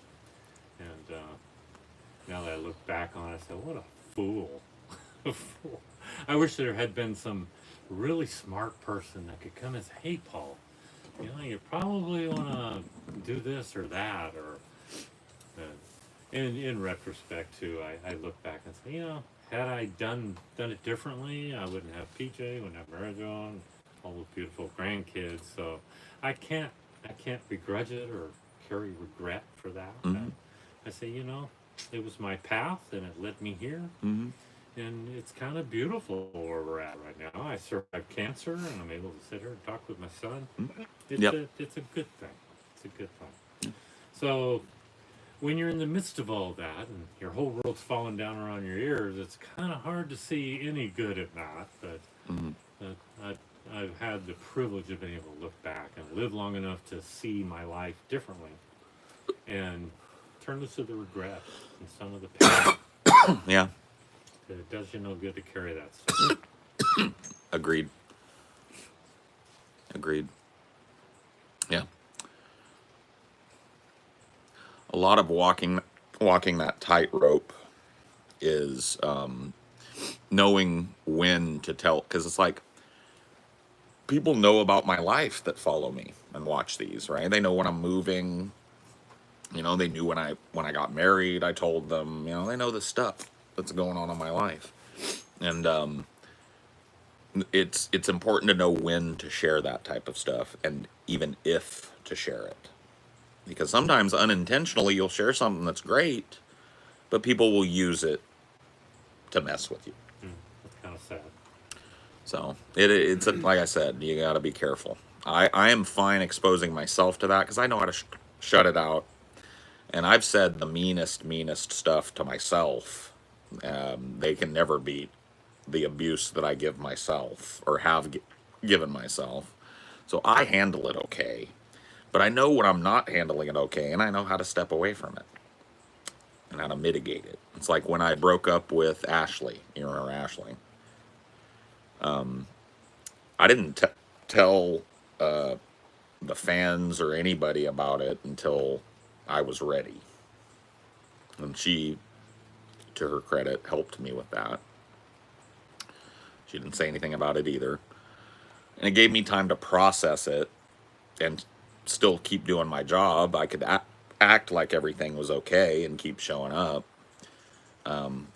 And privately kind of grieve and go through all of that. And then when I was at a place where I felt stable and able to handle the nastiness and the parasocial weirdness, I told everybody, right? It's that kind of thing. It's knowing how to do that. before your father arrived, did you have any anxiety about the possibility that y'all wouldn't get along? No, no, because it's not the first time we've been in the room together. You know, I think if this was the first time since we stopped talking, if that you and I had gotten together, I probably would have had a little worry about that. But no, we've been together quite a few times since, and we always get along great. So I knew we were gonna get along just fine. If I worried about anything, it was just like, is dad gonna want to just sit around and talk? Is he gonna want to go around? And we're doing a little of both, so that's Yeah. good. We got some plans. We're gonna go visit some folks and travel a little bit. So